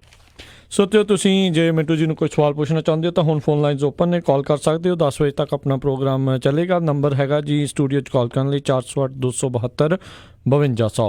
ਅਤੇ ਆਓ ਆਪਣੇ ਜਿਹੜੇ ਕਾਲਰਸ ਆ ਉਹਨਾਂ ਦੇ ਨਾਲ ਗੱਲ ਕਰਦੇ ਹਾਂ। ਆਪਣੇ ਨਾਲ ਜੁੜੇ ਹੋਏ ਨੇ ਲక్ష్మణ ਸਿੰਘ ਜੌਹਲ ਜੀ, ਸਵਾਗਤ ਹੈ। ਸਤਿ ਸ਼੍ਰੀ ਅਕਾਲ। ਸਤਿ ਸ਼੍ਰੀ ਅਕਾਲ ਜੀ ਜੈਦ ਖਾਨ ਜੀ, ਸਤਿ ਸ਼੍ਰੀ ਅਕਾਲ ਮਿੰਟੂ ਜੀ। ਸਤਿ ਸ਼੍ਰੀ ਸਤਿ ਸ਼੍ਰੀ ਅਕਾਲ ਜੀ ਸਰਦਾਰ। ਹਾਂਜੀ ਮਿੰਟੂ ਜੀ, ਆਪਣੇ ਮਲੋਟ ਰੈਲੀ ਦੇ ਵਿੱਚ 200 ਦੇ ਹਿਸਾਬ ਨਾਲ ਭਾਅ ਵਧਾਇਆ ਤੇ ਸੁਖਬੀਰ ਬਾਦਲ ਨੇ 6000 ਏਕੜ ਮਗਰ ਕਿਸਾਨਾਂ ਦੀ ਜੇਬ 'ਚ ਪਾਤਾ। ਛੋਟੇ ਕਿਸਾਨ ਨੂੰ ਤਾਂ ਉੱਥੇ ਮਜ਼ਦੂਰ ਨਹੀਂ ਲਾਈਦੇ, ਕੋਈ 4000 ਮੰਗਦਾ, ਕੋਈ 5000 ਮੰਗਦਾ ਲਵਾਈ ਦਾ। ਫਿਰ ਮੇਰੇ ਵਰਗੇ ਨੇ 2-2 ਏਕੜ ਵਾਲੇ ਨੇ ਕੰਨ ਚੱਕ ਲਿਆ ਵੀ 5000 ਹਾਰਾ ਵਧਾਈਏ, 6000 ਨੂੰ ਕੰਨ ਚੱਕ ਲੈ। ਕੀ ਇਹਦਾ ਆਪਣੇ ਸੁਖਬੀਰ ਬਾਦਲ ਨੂੰ ਇੰਨਾ ਬੋਲਣ ਦੇ ਨਾਲ 6000 ਏਕੜ ਦੇ ਹਿਸਾਬ ਨਾਲ ਰੁਪਈਆ ਜੇਬ ਪਾਉਣ ਨੂੰ ਇਹਨਾਂ ਨੂੰ ਕੋਈ ਫਾਇਦਾ ਮਿਲਿਆ ਮਲੋਟ ਰੈਲੀ ਤੇ ਭਾਜਪਾ ਨੂੰ ਤਾਂ ਸੁਖਬੀਰ ਨੂੰ? ਦੂਜਾ ਜੀ ਗੱਲ ਮੇਰੀ ਇੱਕ ਮਾੜੀ ਜੀ ਹੋ ਰਿਹਾ, ਇਹ ਆ ਜੇ ਰਾਹੁਲ ਗਾਂਧੀ ਆਪਣੇ ਕੇਂਦਰੀਵਾਲ ਨੂੰ ਆਪਣੀ ਪੱਗ ਪਹਿਨਾਈ ਹੁੰਦੀ, ਉਹ ਏਦਾਂ ਕਰਦੇ ਲਾ ਕੇ ਉੱਥੇ ਫੜਾ ਦਿੰਦੇ। ਸ਼੍ਰੋਮਣੀ ਕਮੇਟੀ ਨੇ ਮਿੰਟ 'ਚ ਇਹਨਾਂ ਨੂੰ ਤਲਬ ਕਰਨਾ ਸੀਗਾ। ਹੁਣ ਸ਼੍ਰੋਮਣੀ ਕਮੇਟੀ ਨੇ ਮੋਦੀ ਬਾਰੇ ਕੋਈ ਬਾਦਲਾਂ ਨੂੰ ਪੁੱਛਿਆ ਇਹ ਪੱਗ ਦਾ ਕਿਉਂ ਬੇਅਦਬੀ ਕੀਤੀ ਆ? ਇਹ ਮੇਰੇ ਦੋ ਸਵਾਲ ਹੈ ਜੀ। ਧੰਨਵਾਦ ਜੀ। ਨਹੀਂ, ਮੋਦੀ ਨੂੰ ਤੇ ਉਹਨਾਂ ਨੇ ਇਹ ਵੀ ਨਹੀਂ ਪੁੱਛਿਆ ਕਿ ਤੁਸੀਂ ਉੱਥੇ ਗੁਜਰਾਤ ਵਾਲੇ ਜਿਹੜੇ ਕਿਸਾਨ ਹੈ ਉਹਨਾਂ ਨੂੰ ਕਾਹਤੋਂ ਉਜਾੜੀ ਜਾਂਦੇ ਜੋ? ਉਹਨਾਂ ਦਾ ਕੀ ਗੁਨਾਹ? ਇਹਨਾਂ ਨੇ ਤੇ ਕੱਖ ਵੀ ਨਹੀਂ ਪੁੱਛਿਆ। ਇਹਨਾਂ ਨੇ ਇਹ ਵੀ ਨਹੀਂ ਪੁੱਛਿਆ ਕਿ ਤੁਹਾਡੇ 4 ਸਾਲ ਲੰਘ ਗਏ। ਉੱਥੇ ਇਹ ਜ਼ਰੂਰ ਕਹੀ ਗਏ ਆਹ ਕਾਂਗਰਸੀਆਂ ਦੇ ਜਿਹੜੇ ਬੰਦੇ ਫਿਰਦੇ ਜੀ ਇਹਨਾਂ ਨੂੰ ਚੱਕ ਕੇ ਅੰਦਰ ਕਰੋ, ਕਤਲਾਮ ਦੇ ਦੋਸ਼ੀਆਂ ਨੂੰ। ਤੇ ਇਹਨਾਂ ਨੇ ਇਹ ਵੀ ਨਹੀਂ ਪੁੱਛਿਆ ਕਿ ਤੁਹਾਡੀ ਜਿਹੜੀ ਬਣਾਈ ਹੋਈ SIT ਆ ਉਹਨੇ ਹੁਣ ਤੱਕ 186 ਕੇਸਾਂ ਦੀ ਪੜਤਾਲ ਕਿਉਂ ਨਹੀਂ ਸ਼ੁਰੂ ਕੀਤੀ ਜੀ? ਸੋ ਇਹਨਾਂ ਨੂੰ ਬਹੁਤ ਸਾਰੇ ਸਵਾਲ ਜਿਹੜੇ ਕਰਨੇ ਚਾਹੀਦੇ ਸੀ, ਨਹੀਂ ਕੀਤੇ। ਖੁਦਕੁਸ਼ੀਆਂ ਦੀ ਉੱਥੇ ਗੱਲ ਨਹੀਂ ਕੀਤੀ ਗਈ। ਜਿਹੜੀ ਕਿਸਾਨ ਦੀ ਸਭ ਤੋਂ ਵੱਡੀ ਤਰਾਸਦੀ ਆ ਉਹ ਤੇ ਛੋਈ ਨਹੀਂ ਗਈ। ਹੋਰ ਹੀ ਕਹਾਣੀਆਂ ਪਾਈ ਗਏ। ਮੋਦੀ ਦੀ ਜਿਹੜੀ ਤੁਸੀਂ ਪੱਗ ਵਾਲੀ ਗੱਲ ਆ ਉਹ ਤੇ ਦੇਖੋ, ਉਹਨੇ ਤੇ ਟੋਪੀ ਪਹਿਨਣ ਤੋਂ ਇੱਕ ਵਾਰੀ ਨਾ ਕਰ ਦਿੱਤੀ ਸੀਗੀ। ਤਾਂ ਉਹ ਇਸ ਤਰ੍ਹਾਂ ਦੀਆਂ ਚੀਜ਼ਾਂ ਤੇ ਹੁਣ ਇਹਨਾਂ ਨੂੰ ਵੇਖਣੀਆਂ ਚਾਹੀਦੀਆਂ। ਹੁਣ ਇਹ ਤੇ ਮਾੜੇ ਜਿਹੇ ਸਿਆਣੇ ਹੋਏ ਆ, ਤਲਵਾਰ ਅਗਲੇ ਨੂੰ ਥੋੜੀ ਮਿਆਨ ਚ ਪਾ ਕੇ ਦਿੰਦੇ ਨੇ ਤੇ ਅੱਗੇ ਤੇ ਤਲਵਾਰ ਵੀ ਸਿੱਧੀ ਫੜਾ ਦਿੰਦੇ ਸੀ। ਸੋ ਇਹ ਚੀਜ਼ਾਂ ਇਹਨਾਂ ਨੂੰ ਸੋਚਣੀਆਂ ਚਾਹੀਦੀਆਂ, ਵਿਚਾਰਨੀਆਂ ਚਾਹੀਦੀਆਂ। ਸੋ ਦੂਜੀ ਚੀਜ਼ ਜਿਹੜੀ ਤੁਸੀਂ ਕਹੀ ਆ, ਮੈਨੂੰ ਕੈਲਕੂਲੇਸ਼ਨ ਦੇ ਵਿੱਚ ਹੀ ਗੜਬੜ ਲੱਗਦੀ ਆ। 6000 ਕਿੱਲੇ ਦਾ ਤਾਂ ਵਧੂਗਾ ਜੇ 30 ਕੁਆਂਟਲ ਝੋਨਾ ਨਿਕਲੂਗਾ ਜੀ। ਕੀ ਪੰਜਾਬ ਦੇ ਇੱਕ ਕਿੱਲੇ ਚੋਂ 30 ਕੁਆਂਟਲ ਕਿਤੇ ਝੋਨਾ ਨਿਕਲਦਾ? ਤੁਸੀਂ ਸਾਰੇ ਵੱਖੋ ਵੱਖਰੇ ਇਲਾਕਿਆਂ ਚੋਂ ਆਏ ਲੋਕ ਹੋ, ਕੀ 30 ਕੁਆਂਟਲ ਕਿਤੇ ਝੋਨਾ ਨਿਕਲਦਾ? ਮੇਰੇ ਗੱਲ ਦੇ ਨਾਲ ਬਹੁਤ ਬਹੁਤ ਘੱਟ ਇਲਾਕੇ ਹੋਣਗੇ ਜਿੱਥੇ 30 ਕੁਆਂਟਲ ਕਿਤੇ ਝੋਨਾ ਨਿਕਲਦਾ ਹੋਊਗਾ। ਕੀ ਸਾਰੇ ਪੰਜਾਬ ਦੇ ਵਿੱਚ ਇਸ ਤਰ੍ਹਾਂ ਦਾ ਝੋਨਾ ਨਿਕਲਦਾ? ਤਾਂ 30 ਕੁਆਂਟਲ ਜਿਨ੍ਹਾਂ ਦਾ ਝੋਨਾ ਨਹੀਂ ਨਿਕਲਿਆ 6000 ਵਾਲਾ ਫੰਡਾ ਤੇ ਉੱਤੇ ਪਹਿਲਾਂ ਹੀ ਫੁੰਡਿਆ ਜਾਊਗਾ। ਦੂਜੀ ਚੀਜ਼ ਇਹ ਆ ਕਿ ਦੇਖੋ ਜਿਹੜੀ MSP ਹੈ ਨਾ 200 ਰੁਪਏ ਵਾਲੀ, ਉਹ ਤੇ ਬੜੀ ਵੱਡੀ ਗੜਬੜ ਆ। ਅਸੀਂ ਮੈਂ ਰਾਜਕਰਨਵੀਰ ਜੀ ਇਸ ਪ੍ਰੋਗਰਾਮ ਦੇ ਵਿੱਚ 2 ਵਾਰੀ ਚਰਚਾ ਇਹਦੇ ਤੇ ਕਰ ਚੁੱਕੇ ਹਾਂ। ਉਹ ਬੜੀ ਲੰਮੀ ਚੌੜੀ ਗੱਲ ਆ, ਪਰ ਉਹ ਇੱਕ ਬਹੁਤ ਵੱਡੀ ਮੈਂ ਕਹੂੰਗਾ ਕਿ ਸਿਆਸੀ ਘਪਲੇਬਾਜ਼ੀ MSP 200 ਰੁਪਇਆ ਜਿਹੜਾ ਵਾਧਾ ਕੀਤਾ ਗਿਆ ਜੀ। ਤੇ ਨਾਲੇ ਮਿੰਟੂ ਜੀ ਇਹ ਵੀ ਵਿੱਚ ਸਵਾਲ ਸੀਗੇ ਵੀ ਹਰ ਕਿਸਮ ਦੇ ਝੋਨੇ ਦੇ ਲਈ ਇਹ 200 ਰੁਪਇਆ ਵਧਾਇਆ ਸੀ ਜਾਂ ਕਿਸੇ ਖਾਸ ਕਿਸਮ ਦੇ ਲਈ? ਨਹੀਂ, ਇਹ ਆਮ ਜਿਹੜਾ ਝੋਨਾ ਹੁੰਦਾ ਇਹ ਵੈਸੇ ਉਹਦੇ ਚ ਵੀ ਇੱਕ A ਗ੍ਰੇਡ ਵਾਲਾ ਝੋਨਾ ਹੁੰਦਾ। ਉਹਦੇ ਚ ਇੱਕ ਝੋਨਾ ਜਿਹੜਾ ਸਧਾਰਨ ਆ ਉਹ 1750 ਹੋ ਗਿਆ ਤੇ ਜਿਹੜਾ ਦੂਸਰਾ A ਗ੍ਰੇਡ ਵਾਲਾ ਉਹ 1760 ਹੋ ਗਿਆ, ਆਮ ਝੋਨਾ ਜਿਹੜਾ ਜੀ। ਜੀ ਅਗਲੇ ਜਿਹੜੇ ਕਾਲਰਸ ਉਹਨਾਂ ਨਾਲ ਗੱਲ ਕਰਦੇ। ਰਾਜ ਜੀ, ਸਤਿ ਸ਼੍ਰੀ ਅਕਾਲ ਜੀ, ਸਵਾਗਤ ਹੈ। ਹਾਂਜੀ, ਸਤਿ ਸ਼੍ਰੀ ਅਕਾਲ ਜੀ। ਸਤਿ ਸ਼੍ਰੀ ਅਕਾਲ।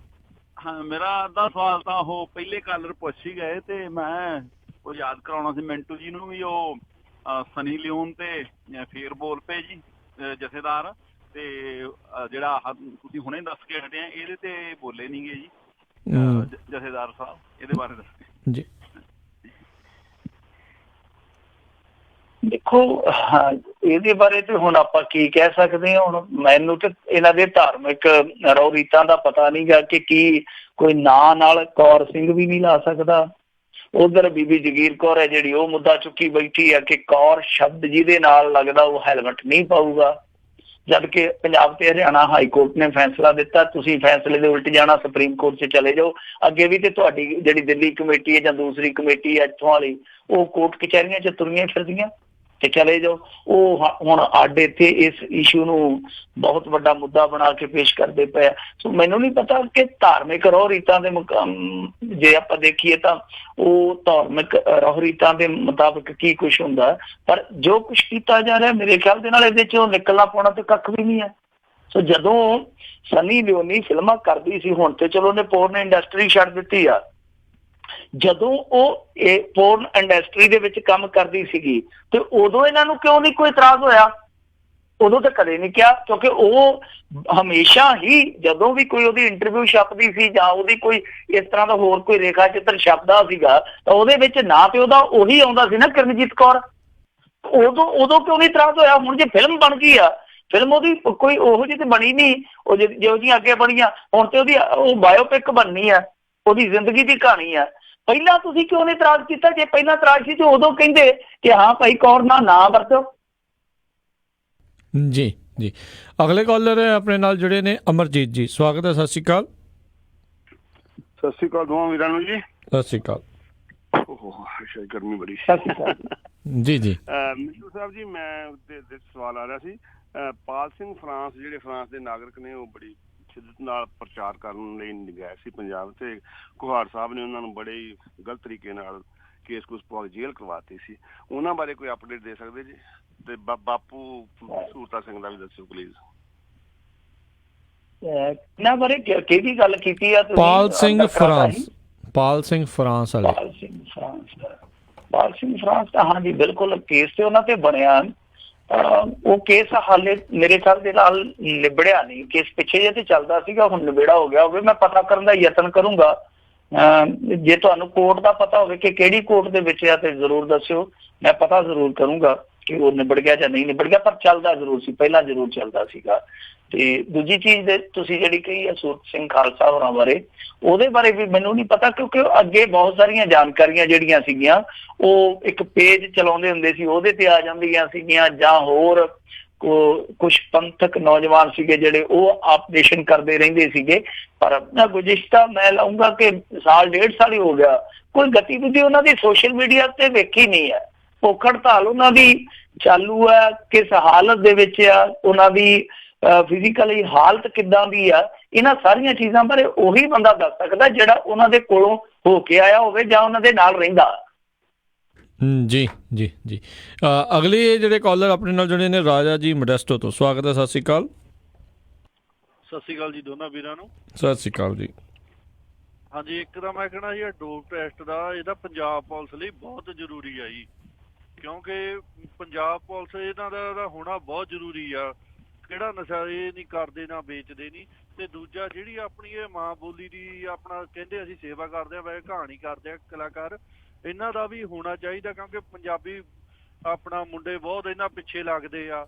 ਕੀ ਪਤਾ ਥੋੜਾ ਜਿਹਾ ਅਸਰ ਹੋ ਜੇ। ਤੇ ਇੱਕ ਜਗੀਰ ਕੌਰ ਜਿਹੜੀ ਕਹਿੰਦੀ ਆ ਵੀ ਹੈਲਮਟ ਨਹੀਂ ਪਾਓ, ਤੇ ਮੇਰੇ ਹਿਸਾਬ ਨਾਲ ਹੈਲਮਟ ਚਲੋ ਨਹੀਂ ਪਾਉਣਗੀਆਂ ਜਿਹੜੇ ਕਿਸੇ ਬੀਬੀ ਦੀ ਡੈਥ ਹੋ ਗਏ ਜਾਂ ਉਹਨਾਂ ਨੂੰ 5-5 ਲੱਖ ਜਾਂ ਉਹਨਾਂ ਦਾ ਫ੍ਰੀ ਚ ਇਲਾਜ ਕਰ ਲੈਣ। ਇਹਦੇ ਬਾਰੇ ਦੱਸਿਓ ਜੀ। ਜੀ ਬਿਲਕੁਲ ਚਾਹੀਦਾ। ਤਾਂ ਫਿਰ ਇਹੋ ਹੀ ਆ ਨਾ ਕਿ ਜੇ ਕੋਈ ਬੀਬੀ ਡਿੱਗ ਪੈਂਦੀ ਹੈ ਤੇ ਸਿਰ 'ਚ ਸੱਟ ਲੱਗਦੀ ਆ ਤੇ ਸਾਰਾ ਪੈਸਾ ਇਹ ਲਾ ਦੇਣ ਇਲਾਜ ਤੇ, ਗਰੀਬ ਨੂੰ ਜ਼ਰੂਰ ਮਰਵਾਉਣਾ। ਸੋ ਇਹ ਤੇ ਮੇਰੇ ਖਿਆਲ ਦੇ ਨਾਲ ਵਿਅਕਤੀਗਤ ਬੰਦੇ ਦੀ ਉਹ ਚੋਇਸ ਹੋਣੀ ਚਾਹੀਦੀ ਆ ਕਿ ਕੀ ਉਹਨੇ ਸੇਫਟੀ ਨੂੰ ਪ੍ਰਾਥਮਿਕਤਾ ਦੇਣੀ ਆ ਜਾਂ ਧਰਮ ਨੂੰ ਪ੍ਰਾਥਮਿਕਤਾ ਦੇਣੀ ਆ। ਤੇ ਇਹ ਉਹ ਜਿੱਦਾਂ ਰਾਜਨੀਤੀ ਕਰਦੀ ਹੁੰਦੀ ਆ, ਬੀਬੀ ਤੇ ਆਪਣੇ ਤੇ ਕਿੰਨੇ ਦੋਸ਼ ਲੱਗੇ ਆ, ਰਹਿਤ ਮਰਿਆਦਾ ਨੂੰ ਵੀ ਲੈ ਕੇ ਲੱਗਾ। ਫਿਰ ਜਿਹੜਾ ਸਭ ਤੋਂ ਵੱਡਾ ਇੱਕ ਬੱਜਰ ਗੁਨਾਹ ਮੰਨਿਆ ਜਾਂਦਾ ਤੀ ਮਾਰਦਾ, ਉਹਦੇ ਵਿੱਚ ਬੀਬੀ ਨੂੰ ਸਜ਼ਾ ਹੋਈ ਉਸ ਕੇਸ ਦੇ ਵਿੱਚ। ਉਹ ਆਪਣੇ ਆਪ ਦੇ ਵਿੱਚ ਬੜੀ ਦਿਲਚਸਪ ਸਥਿਤੀ ਬਣਦੀ ਆ। ਖੈਰ ਦੂਜਾ ਸਵਾਲ ਤੁਸੀਂ ਕੀ ਕੀਤਾ ਸੀਗਾ, ਯਾਦ ਕਰਵਾ ਦਿਓ। ਕਹਿੰਦੇ ਡੋਪ ਟੈਸਟ ਪੁਲਿਸ ਵਾਲਿਆਂ ਦਾ ਤਾਂ ਹੋਣਾ ਹੀ ਚਾਹੀਦਾ, ਗਾਇਕਾਂ ਦਾ ਵੀ ਹੋਣਾ ਚਾਹੀਦਾ। ਮੈਂ ਤਾਂ ਕਹਿੰਦਾ ਭਾਵੇਂ ਪੱਤਰਕਾਰਾਂ ਦਾ ਵੀ ਕਰਾ ਦਿਓ, ਵਿੱਚ ਜਿਹਦਾ ਮਰਜ਼ੀ ਕਰਾ ਦਿਓ, ਪਰ ਉੱਥੇ ਜਦੋਂ ਕੋਈ ਕਰਨਾ ਹੀ ਨਹੀਂ ਉਹਦਾ ਕੀ ਕਰ ਲੋਗੇ ਡੋਪ ਟੈਸਟ ਦਾ? ਮੰਨ ਲਓ ਜਿੱਦਾਂ ਹੁਣ ਇੱਕ ਕਾਂਗਰਸੀ ਵਿਧਾਇਕ ਦਾ, ਉਹ ਕਰਤਾਰਪੁਰ ਵਾਲੇ ਦਾ ਡੋਪ ਟੈਸਟ ਜਿਹੜਾ ਉਹ ਫੇਲ ਹੋ ਗਿਆ, ਕਿਸੇ ਨੇ ਕੀ ਉਹਦਾ ਗਿੱਟਾ ਭੰਨਤਾ? ਉਹ ਕਹਿੰਦਾ ਜੀ ਮੈਨੂੰ ਟੈਨਸ਼ਨ ਬੜੀ ਹੁੰਦੀ ਆ, ਮੈਂ ਕੰਮ ਕਾਰ ਬੜੇ ਜਨਤਾ ਦੇ ਕਰਦਾ ਤੇ ਰਾਤ ਨੂੰ ਗੋਲੀ ਗੱਪਾ ਮਾੜਾ ਮੋਟਾ ਛਕ ਲਈਦਾ। ਕੀ ਕਰ ਲੋਗੇ ਤੁਸੀਂ ਉਹਦਾ? ਹੁਣ ਡੋਪ ਟੈਸਟ ਜਾਂ ਤੇ ਕੁਛ ਰੱਖਿਆ ਜਾਵੇ, ਕੋਈ ਸ਼ਰਤ ਰੱਖੀ ਜਾਵੇ। ਹੁਣ ਜਿੱਦਾਂ ਇੱਕ ਸਰਪੰਚ ਬਾਰੇ ਕਹਿੰਦੇ ਆ ਕਿ ਉਹ ਬੰਦਾ ਸਰਪੰਚੀ 'ਚ ਖੜੂਗਾ ਹੀ ਨਹੀਂ, ਤਾਂ ਡੋਪ ਟੈਸਟ ਦੀ ਰਿਪੋਰਟ ਨਹੀਂ ਲਾਊਗਾ। ਹੁਣ ਗੱਲ ਤੇ ਰਿਪੋਰਟ ਦੀ ਆ, ਤੇ ਰਿਪੋਰਟ ਕਿੱਦਾਂ ਬਣਦੀ ਆ ਇਹਦੀ ਤੁਹਾਨੂੰ NRI ਨੂੰ ਜ਼ਿਆਦਾ ਰਿਪੋਰਟ ਆ ਕਿ ਕਿੱਦਾਂ ਰਿਪੋਰਟ ਬਣ ਜਾਂਦੀ ਆ ਉੱਥੇ ਇੰਡੀਆ 'ਚ। ਸੋ ਇਹੀ ਪੰਗਾ ਹੈ ਨਾ ਕਿ ਇੱਕ ਤੇ ਇਹ ਆ ਕਿ ਡੋਪ ਟੈਸਟ ਹੈ ਜਿਹੜਾ ਉਹ ਪਾਰਦਰਸ਼ੀ ਢੰਗ ਨਾਲ ਹੁੰਦਾ ਨਹੀਂ ਹੈ। ਦੂਜਾ ਆ ਕਿ ਜਿਹੜੇ ਜਨਤਕ ਨੁਮਾਇੰਦੇ ਆ ਜਿਨ੍ਹਾਂ ਦਾ ਡੋਪ ਟੈਸਟ, ਮੈਂ ਕਹਿੰਦਾ ਕਿ ਇੱਥੇ ਜਿੱਦਾਂ ਪੈਟਰਨ ਚੱਲਦੇ ਆ ਆਸਟ੍ਰੇਲੀਆ ਵਗੈਰਾ ਮੁਲਕਾਂ ਦੇ ਵਿੱਚ ਕਿ ਜਦੋਂ ਜੀ ਚਾਹੇ ਉਦੋਂ ਹੀ ਡੋਪ ਟੈਸਟ ਇਹਨਾਂ ਦਾ ਕੀਤਾ ਜਾਣਾ ਚਾਹੀਦਾ। ਉਦਾਂ ਤੇ ਇਹ ਬਹੁਤ ਕੁਛ ਕਰ ਲੈਂਦੇ ਆ ਕਿ ਤੁਰੇ ਜਾਂਦੇ ਹੁਣ ਤੇ ਕੋਈ ਏਜੰਸੀ ਆਵੇ ਗੁੱਟੋ ਫੜ ਕੇ ਆ ਕੇ ਇੱਧਰ ਹੋ ਸਾਈਡ ਤੇ ਮਾੜਾ ਜਿਹਾ ਕੰਧ ਦੇ ਉਹਲੇ ਜਿਹੜਾ ਕੱਢੀਏ ਥੋੜਾ ਜਿਹਾ ਸਿੱਟਾ, ਤਾਂ ਏਦਾਂ ਦਾ ਡੋਪ ਟੈਸਟ ਫਿਰ ਹੋਣਾ ਚਾਹੀਦਾ। ਇਹ ਥੋੜੀ ਇੱਕ ਮਿੱਥ ਕੇ ਡੋਪ ਟੈਸਟ ਆ ਹੁਣ ਜਿਹੜੇ ਸਰਪੰਚੀ ਦੇ ਇਲੈਕਸ਼ਨ ਚ ਲੜਨਗੇ ਅੱਜ ਤੋਂ ਹੀ ਲੱਗ ਜਾਣਗੇ, ਉਹ ਪਾਣੀ ਪੀਣ ਲੱਗ ਜਾਣਗੇ ਕਿ ਸਾਫ਼ ਕਰਨਗੇ 5-7 ਦਿਨਾਂ ਦੇ ਵਿੱਚ। ਸੋ ਇਹ ਇਸ ਤਰ੍ਹਾਂ ਦੀ ਜਿਹੜੀ ਜੁਗਾੜਬੰਦੀ ਹੈ ਇਹਨੂੰ ਤੁਸੀਂ ਜੁਗਾੜੂ ਢੰਗ ਕਹਿ ਸਕਦੇ ਹੋ। ਪ੍ਰੋਪਰ ਜੇ ਫਿਰ ਡੋਪ ਟੈਸਟ ਕਰਨਾ ਚਾਹੇ ਕਲਾਕਾਰਾਂ ਦਾ, ਪੱਤਰਕਾਰਾਂ ਦਾ, ਜਿਹਦਾ ਮਰਜ਼ੀ ਕਰਾ ਲਓ, ਪਰ ਅਚਨਚੇਤੀ ਹੋਣਾ ਚਾਹੀਦਾ ਉਹ। ਜੀ ਜੀ ਸਾਨੂੰ ਫੇਸਬੁੱਕ ਦੇ ਉੱਤੇ ਜਿਹੜੇ ਇੱਕ ਬਲਬੀਰ ਸਿੰਘ ਨਾਮ ਦੇ ਜਿਹੜੇ ਦੇਖ ਰਹੇ ਨੇ ਉਹਨਾਂ ਨੇ ਦੱਸਿਆ ਕਹਿੰਦੇ ਪਾਲ ਸਿੰਘ ਫਰਾਂਸ ਬਰੀ ਹੋ ਗਿਆ ਸੀ। ਉਹਨਾਂ ਨੇ ਜਿਹੜਾ ਜੀ ਉਹਨਾਂ ਨੇ ਜਾਣਕਾਰੀ ਉੱਥੇ ਦੇ ਜੀ 7 ਸਾਲ ਕਹਿੰਦੇ ਸ਼ਾਇਦ ਜਿਹੜੇ ਅੰਦਰ ਉਹਨਾਂ ਦੇ ਜਿਹੜੇ ਕਹਿ ਲਓ ਵੀ ਸਮਾਂ ਉਹਨਾਂ ਦਾ ਬਰਬਾਦ ਅੰਦਰ ਕੀਤਾ ਆ। ਤੇ ਅਗਲੇ ਜਿਹੜੇ ਕਾਲਰ ਆਪਾਂ ਉਹਨਾਂ ਦੇ ਨਾਲ ਗੱਲ ਕਰਦੇ ਹਾਂ ਜਿਹੜੇ ਨੇ ਅਵਤਾਰ ਸਿੰਘ ਜੀ। ਸਤਿ ਸ਼੍ਰੀ ਅਕਾਲ, ਸਵਾਗਤ ਹੈ ਜੀ। ਸਤਿ ਸ਼੍ਰੀ ਅਕਾਲ ਜੀ, ਮੈਂ ਅਵਤਾਰ ਸਿੰਘ ਬੇਕਰਫੀਲਡ ਤੋਂ ਜੀ। ਮੇਰੇ 2 ਸਵਾਲ ਨੇ ਜੀ। ਇੱਕ ਤਾਂ ਇਹ ਹੈ ਕਿ 34 ਸਾਲ ਹੋ ਗਏ ਨੇ ਜੋ ਉੱਥੇ ਸਰਕਾਰਾਂ ਆਉਂਦੀਆਂ ਨੇ, ਕਦੀ ਕਾਂਗਰਸ ਦੀ ਕਦੀ BJP ਦੀ, ਤੇ ਕਿਸੇ ਵੀ ਸਰਕਾਰ ਦਾ ਕੋਈ ਇੰਟਰਸਟ ਨਹੀਂ ਹੈਗਾ ਸਿੱਖਾਂ ਨੂੰ ਇਨਸਾਫ ਦੇਣ ਲਈ। ਇਹ ਸਾਰਿਆਂ ਨੂੰ ਪਤਾ। ਹੁਣ ਐਵੇਂ ਘੜੀ ਮੁੜੀ ਅਸੀਂ ਇਨਸਾਫ ਉਹਨਾਂ ਕੋਲ ਮੰਗੀ ਜਾਈਏ ਜਿਨ੍ਹਾਂ ਦਾ ਇਨਸਾਫ ਦੇਣ ਦਾ ਮਤਲਬ ਹੀ ਕੋਈ ਨਹੀਂ। ਸਾਡੇ ਲੀਡਰਾਂ ਨੂੰ ਇਸ ਤੋਂ ਗਾਂਹ ਕੋਈ ਪ੍ਰੋਗਰਾਮ ਨਹੀਂ ਦੇਣਾ ਚਾਹੀਦਾ। ਐਵੇਂ ਘੜੀ ਮੁੜੀ ਇੱਕੋ ਗੱਲ ਇਨਸਾਫ ਚਾਹੀਦਾ, ਇਨਸਾਫ ਚਾਹੀਦਾ। ਇਨਸਾਫ ਦੇਣਾ ਹੁੰਦਾ ਤੇ ਜਿਵੇਂ ਸਤਵੰਤ ਸਿੰਘ ਨੂੰ ਫਾਂਸੀ ਦਿੱਤੀ ਸੀ, ਇਹਨਾਂ ਨੂੰ ਫਾਂਸੀ ਉਦੋਂ ਨਾਲ ਹੀ ਦੇ ਦਿੰਦੇ। ਪਰ ਅਸਲ ਵਿੱਚ ਉਹਨਾਂ ਇਨਸਾਫ ਦੇਣਾ ਹੀ ਨਹੀਂ, ਤੇ ਕਿਉਂ ਇਹ ਘੜੀ ਮੁੜੀ ਆਪਣੇ ਮਤਲਬ ਇਹੋ ਜਿਹੇ ਬਿਆਨ ਦੇ ਕੇ ਆਪਣੀ ਬੇਇੱਜ਼ਤੀ ਕਰਾਉਂਦੇ ਆ। ਸੋ ਇਹਨਾਂ ਨੂੰ ਇਹਦੇ ਤੋਂ ਗਾਂਹ ਕੋਈ ਪ੍ਰੋਗਰਾਮ ਦੇਣਾ ਚਾਹੀਦਾ ਕਿ ਕੌਮ ਨੂੰ ਹੁਣ ਕੀ ਕਰਨਾ ਚਾਹੀਦਾ ਵਾ। ਇਨਸਾਫ ਤਾਂ ਮਿਲਣਾ ਨਹੀਂ। ਦੂਸਰੀ ਗੱਲ, ਹੁਣ ਇਹ ਬੀਬੀ ਆਂਦੀ ਆ ਵੀ ਜਿਹਦੇ ਨਾਲ ਕਾਲ ਲੱਗਾ ਉਹਨੂੰ ਮਤਲਬ ਹੈਲਮਟ ਤੋਂ ਛੋੜ ਦੇਣੀ ਚਾਹੀਦੀ ਹੈ। ਹੁਣ ਇਹਨਾਂ ਨੂੰ ਪੁੱਛੇ ਬੀਬੀ ਨੂੰ ਤੇ ਤੂੰ ਕਾਹਦੀ ਸਿੱਖਿਆ ਤੇ ਕਾਹਦੀਆਂ ਤੂੰ ਗੱਲਾਂ ਕਰਦੀ ਆ, ਤੇਰੇ ਮੂੰਹ ਤੇ ਕਿੰਨੇ ਰੋਮ ਸੀ, ਉਹ ਅੱਜ ਕੱਲ ਦਿਸਦੇ ਹੀ ਨਹੀਂ, ਪਤਾ ਨਹੀਂ ਕਿੱਧਰ ਚਲੇ ਗਏ। ਤੂੰ ਆਪਣੀ ਧੀ ਦੀ ਅਬੋਰਸ਼ਨ ਕਰਵਾਈ, ਕੁੜੀ ਮਾਰ ਤੇ ਨੜੀ ਮਾਰ, ਸਿੱਖ ਹੀ ਨਹੀਂ ਹੁੰਦਾ। ਤੂੰ ਸਿੱਖਾਂ ਬਾਰੇ ਕਿਸ ਤਰ੍ਹਾਂ ਗੱਲ ਕਰ ਸਕਦੀ ਹੈ? ਤੇਰਾ ਤੇ ਰਾਈਟ ਹੀ ਨਹੀਂ ਬਣਦਾ। ਪਤਾ ਨਹੀਂ ਅਕਾਲੀ ਉਹ ਜਿਹੇ ਅਕਾਲੀ ਉਹ ਜਿਹੇ ਅਕਾਲੀ ਉਹ ਆ, ਉਹ ਜਿਹਾ ਦੀ ਇਹ ਉਹਨਾਂ ਦੀ ਲੀਡਰ ਆ। ਸੋ ਇਹ ਪਤਾ ਨਹੀਂ ਅਕਾਲੀਆਂ ਦਾ ਸ਼ਬਦ ਵੀ ਇਹਨਾਂ ਨੇ ਖੋਹ ਲਿਆ ਸਿੱਖਾਂ ਕੋਲੋਂ। ਅਸਲ ਵਿੱਚ ਇਹ ਸਾਰੇ ਮਤਲਬ ਗੈਰ ਸਿੱਖ ਨੇ ਜਾਂ ਪਤਤ ਸਿੱਖ ਨੇ ਜਿਨ੍ਹਾਂ ਨੇ ਸਿੱਖੀ ਦੀ ਬਦਨਾਮੀ ਇੰਨੀ ਕਰ ਦਿੱਤੀ ਆ ਵੀ ਇਹ ਸ਼ਰਮ ਆਉਂਦੀ ਆ ਜਦੋਂ ਇਹ ਆਪਣੇ ਆਪ ਨੂੰ ਸਿੱਖ ਆਖਦੇ ਆ ਵੀ ਲੋਕ ਕੀ ਆਖਣਗੇ ਵੀ ਇਹੋ ਜਿਹੇ ਸਿੱਖ ਹੁੰਦੇ ਨੇ। ਧੰਨਵਾਦ ਜੀ ਮਿੰਟੂ ਜੀ। ਜੀ ਨਹੀਂ ਦੇਖੋ, ਇਹਨਾਂ ਨੇ ਤੇ ਆਪਣੇ ਜਜ਼ਬਾਤ ਹੀ ਪ੍ਰਗਟ ਕੀਤੇ ਆ। ਮੈਨੂੰ ਨਹੀਂ ਲੱਗਦਾ ਕੋਈ ਸਵਾਲ ਮੇਰੇ ਜੋਗਾ ਰਹਿ ਗਿਆ ਹੋਵੇ। ਪਰ ਦੂਜੀ ਗੱਲ ਇਹ ਆ ਕਿ ਇਸ ਤਰ੍ਹਾਂ ਦੀਆਂ ਚੀਜ਼ਾਂ ਜੇ ਆਪਾਂ ਕੱਢੀਏ ਤੇ ਬਹੁਤ ਕੁਛ ਆ, ਜਿੰਨੀ ਮਰਜ਼ੀ ਖਿੱਦੋ ਖਿਲਾਰ ਲਵੋ। ਪਰ ਅੰਤ ਦੇ ਵਿੱਚ ਗੱਲ ਤੇ ਇਹ ਆ ਕਿ ਘੱਟੋ ਘੱਟ ਰਾਜਨੀਤੀ ਕਰਨ ਲਈ ਕੋਈ ਮੁੱਦਾ ਤੇ ਪਾਏਦਾਰ ਹੋਣਾ ਚਾਹੀਦਾ। ਦੇਖੋ, ਜਦੋਂ ਪੰਜਾਬ ਤੇ ਹਰਿਆਣਾ ਹਾਈ ਕੋਰਟ 'ਚ ਇਹ ਮਾਮਲਾ ਚੱਲਦਾ ਪਿਆ ਸੀਗਾ ਤਾਂ ਕਿਉਂ ਨਹੀਂ ਇਹਨਾਂ ਨੇ ਜਾ ਕੇ ਅਪਰੋਚ ਕੀਤਾ?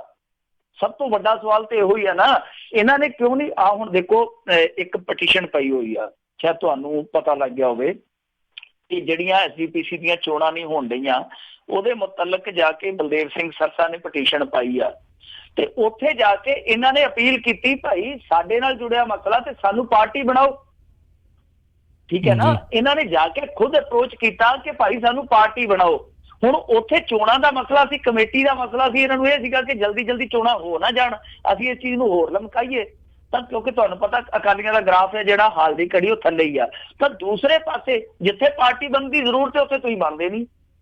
ਕੀ ਤੁਸੀਂ ਉੱਥੇ ਗਏ ਹੋ ਪੰਜਾਬ ਤੇ ਹਰਿਆਣਾ ਹਾਈ ਕੋਰਟ 'ਚ ਭਾਈ ਸਾਡਾ ਪੱਖ ਸੁਣੋ? ਕਿਉਂਕਿ ਚੰਡੀਗੜ੍ਹ ਦੇ ਵਿੱਚ ਤੁਹਾਨੂੰ ਪਤਾ ਹੀ ਹੈ ਕਿ ਸਿੱਖਾਂ ਦੀ ਗਿਣਤੀ ਕਿੰਨੀ ਆ।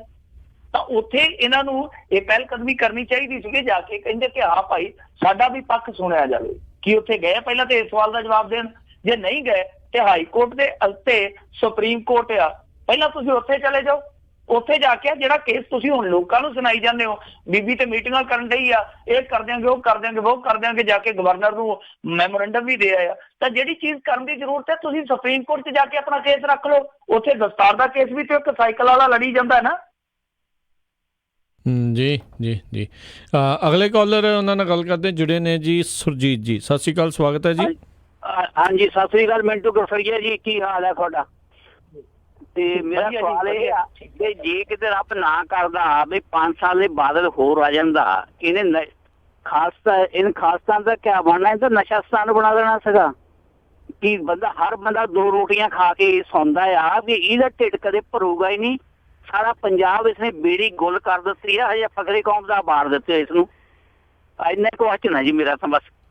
ਜੀ ਇਹ ਤਾਂ ਕਿਸੇ ਦੇ ਹੱਥ 'ਚ ਨਹੀਂ ਆਈ ਤੇ ਜੀ ਜੀ ਕੁਛ ਨਹੀਂ, ਜਦੋਂ ਬਣੇ ਹੀ ਨਹੀਂ ਹੈ। ਤੇ ਦੂਜੀ ਗੱਲ ਇਹ ਆ ਕਿ ਹੁਣ ਕਿਹੜਾ ਨਸ਼ਾ ਮੁੱਕ ਗਿਆ?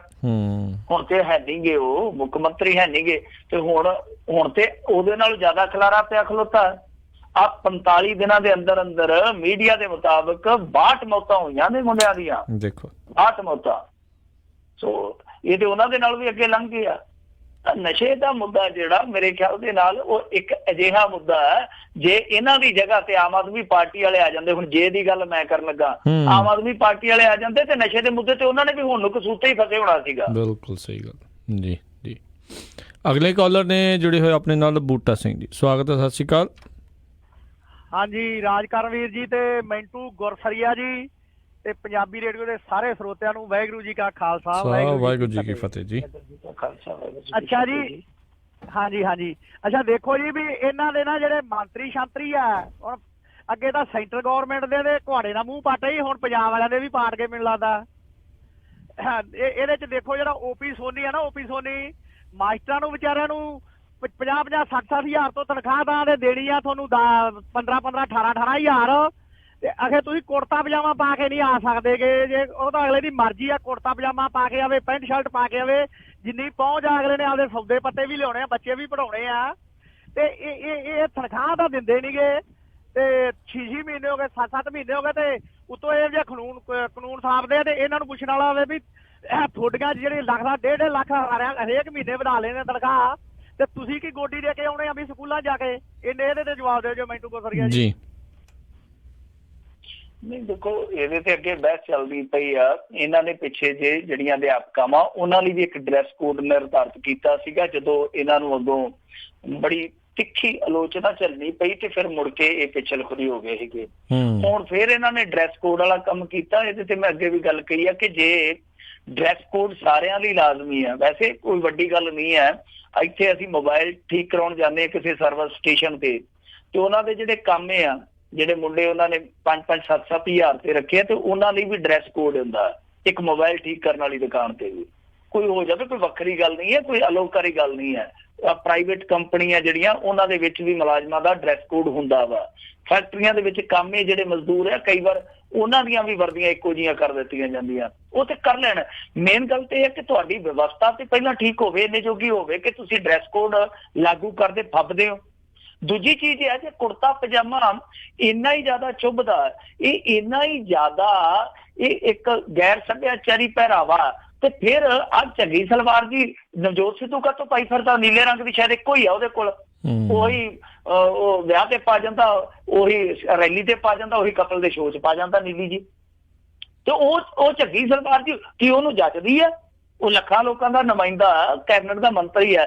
ਜੇ ਇੱਕ ਸਕੂਲ 'ਚ ਇੱਕ ਟੀਚਰ ਝੱਗੇ ਪਜਾਮੇ ਨਾਲ ਨਹੀਂ ਫੱਬਦਾ ਤੇ ਕੀ ਨਵਜੋਤ ਸਿੱਧੂ ਨੂੰ ਇਹ ਸਲਵਾਰ ਝੱਗੀ ਦੀ ਫੱਬਦੀ ਹੈ ਇਸ ਉਮਰੇ? ਫਿਰ ਕੈਪਟਨ ਅਮਰਿੰਦਰ ਸਿੰਘ ਹੈ ਜਿਹੜਾ, ਉਹ ਵੀ ਤੇ ਚੂੜੀਦਾਰ ਪਜਾਮਾ ਪਾਉਂਦਾ। ਤਾਂ ਕੀ ਡਰੈਸ ਕੋਡ ਫਿਰ ਤੁਹਾਡੇ ਤੇ ਲਾਗੂ ਨਹੀਂ ਹੋਣਾ ਚਾਹੀਦਾ? ਜੇ ਡਰੈਸ ਕੋਡ ਇੱਕ ਟੀਚਰ ਤੇ ਲਾਗੂ ਹੁੰਦਾ ਤਾਂ ਤੁਸੀਂ ਵੀ ਤੇ ਬਹੁਤ ਸਾਰੇ ਲੋਕਾਂ ਦੇ ਆਈਡੀਅਲ ਹੋ, ਤੁਸੀਂ ਵੀ ਤੇ ਬਹੁਤ ਸਾਰੇ ਲੋਕਾਂ ਦੀ ਨੁਮਾਇੰਦਗੀ ਕਰਦੇ ਹੋ। ਤਾਂ ਇਹ ਸਾਰੇ ਸਵਾਲ ਜਿਹੜੇ ਆ ਉਹ ਸੋਨੀ ਜੀ ਨੂੰ ਦੱਸਣਾ ਚਾਹੀਦਾ। ਦੂਜੀ ਗੱਲ, ਵਿਵਸਥਾ ਵਧੀਆ ਹੋਵੇ।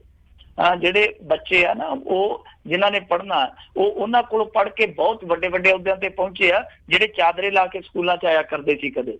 ਜੀ ਜੀ ਜੀ ਬਿਲਕੁਲ ਜੀ। ਅਗਲੀ ਜਿਹੜੀ ਆਪਾਂ ਜਿਹੜੇ ਸਰੋਤਿਆਂ ਦੀ ਕਾਲ ਲੈਂਦੇ ਹਾਂ ਜੀ, ਨਵਦੀਪ ਜੀ, ਸਤਿ ਸ਼੍ਰੀ ਅਕਾਲ, ਸਵਾਗਤ ਹੈ ਜੀ। ਹਾਂਜੀ, ਸਤਿ ਸ਼੍ਰੀ ਅਕਾਲ ਦੋਨੋਂ ਵੀਰਾਂ ਨੂੰ।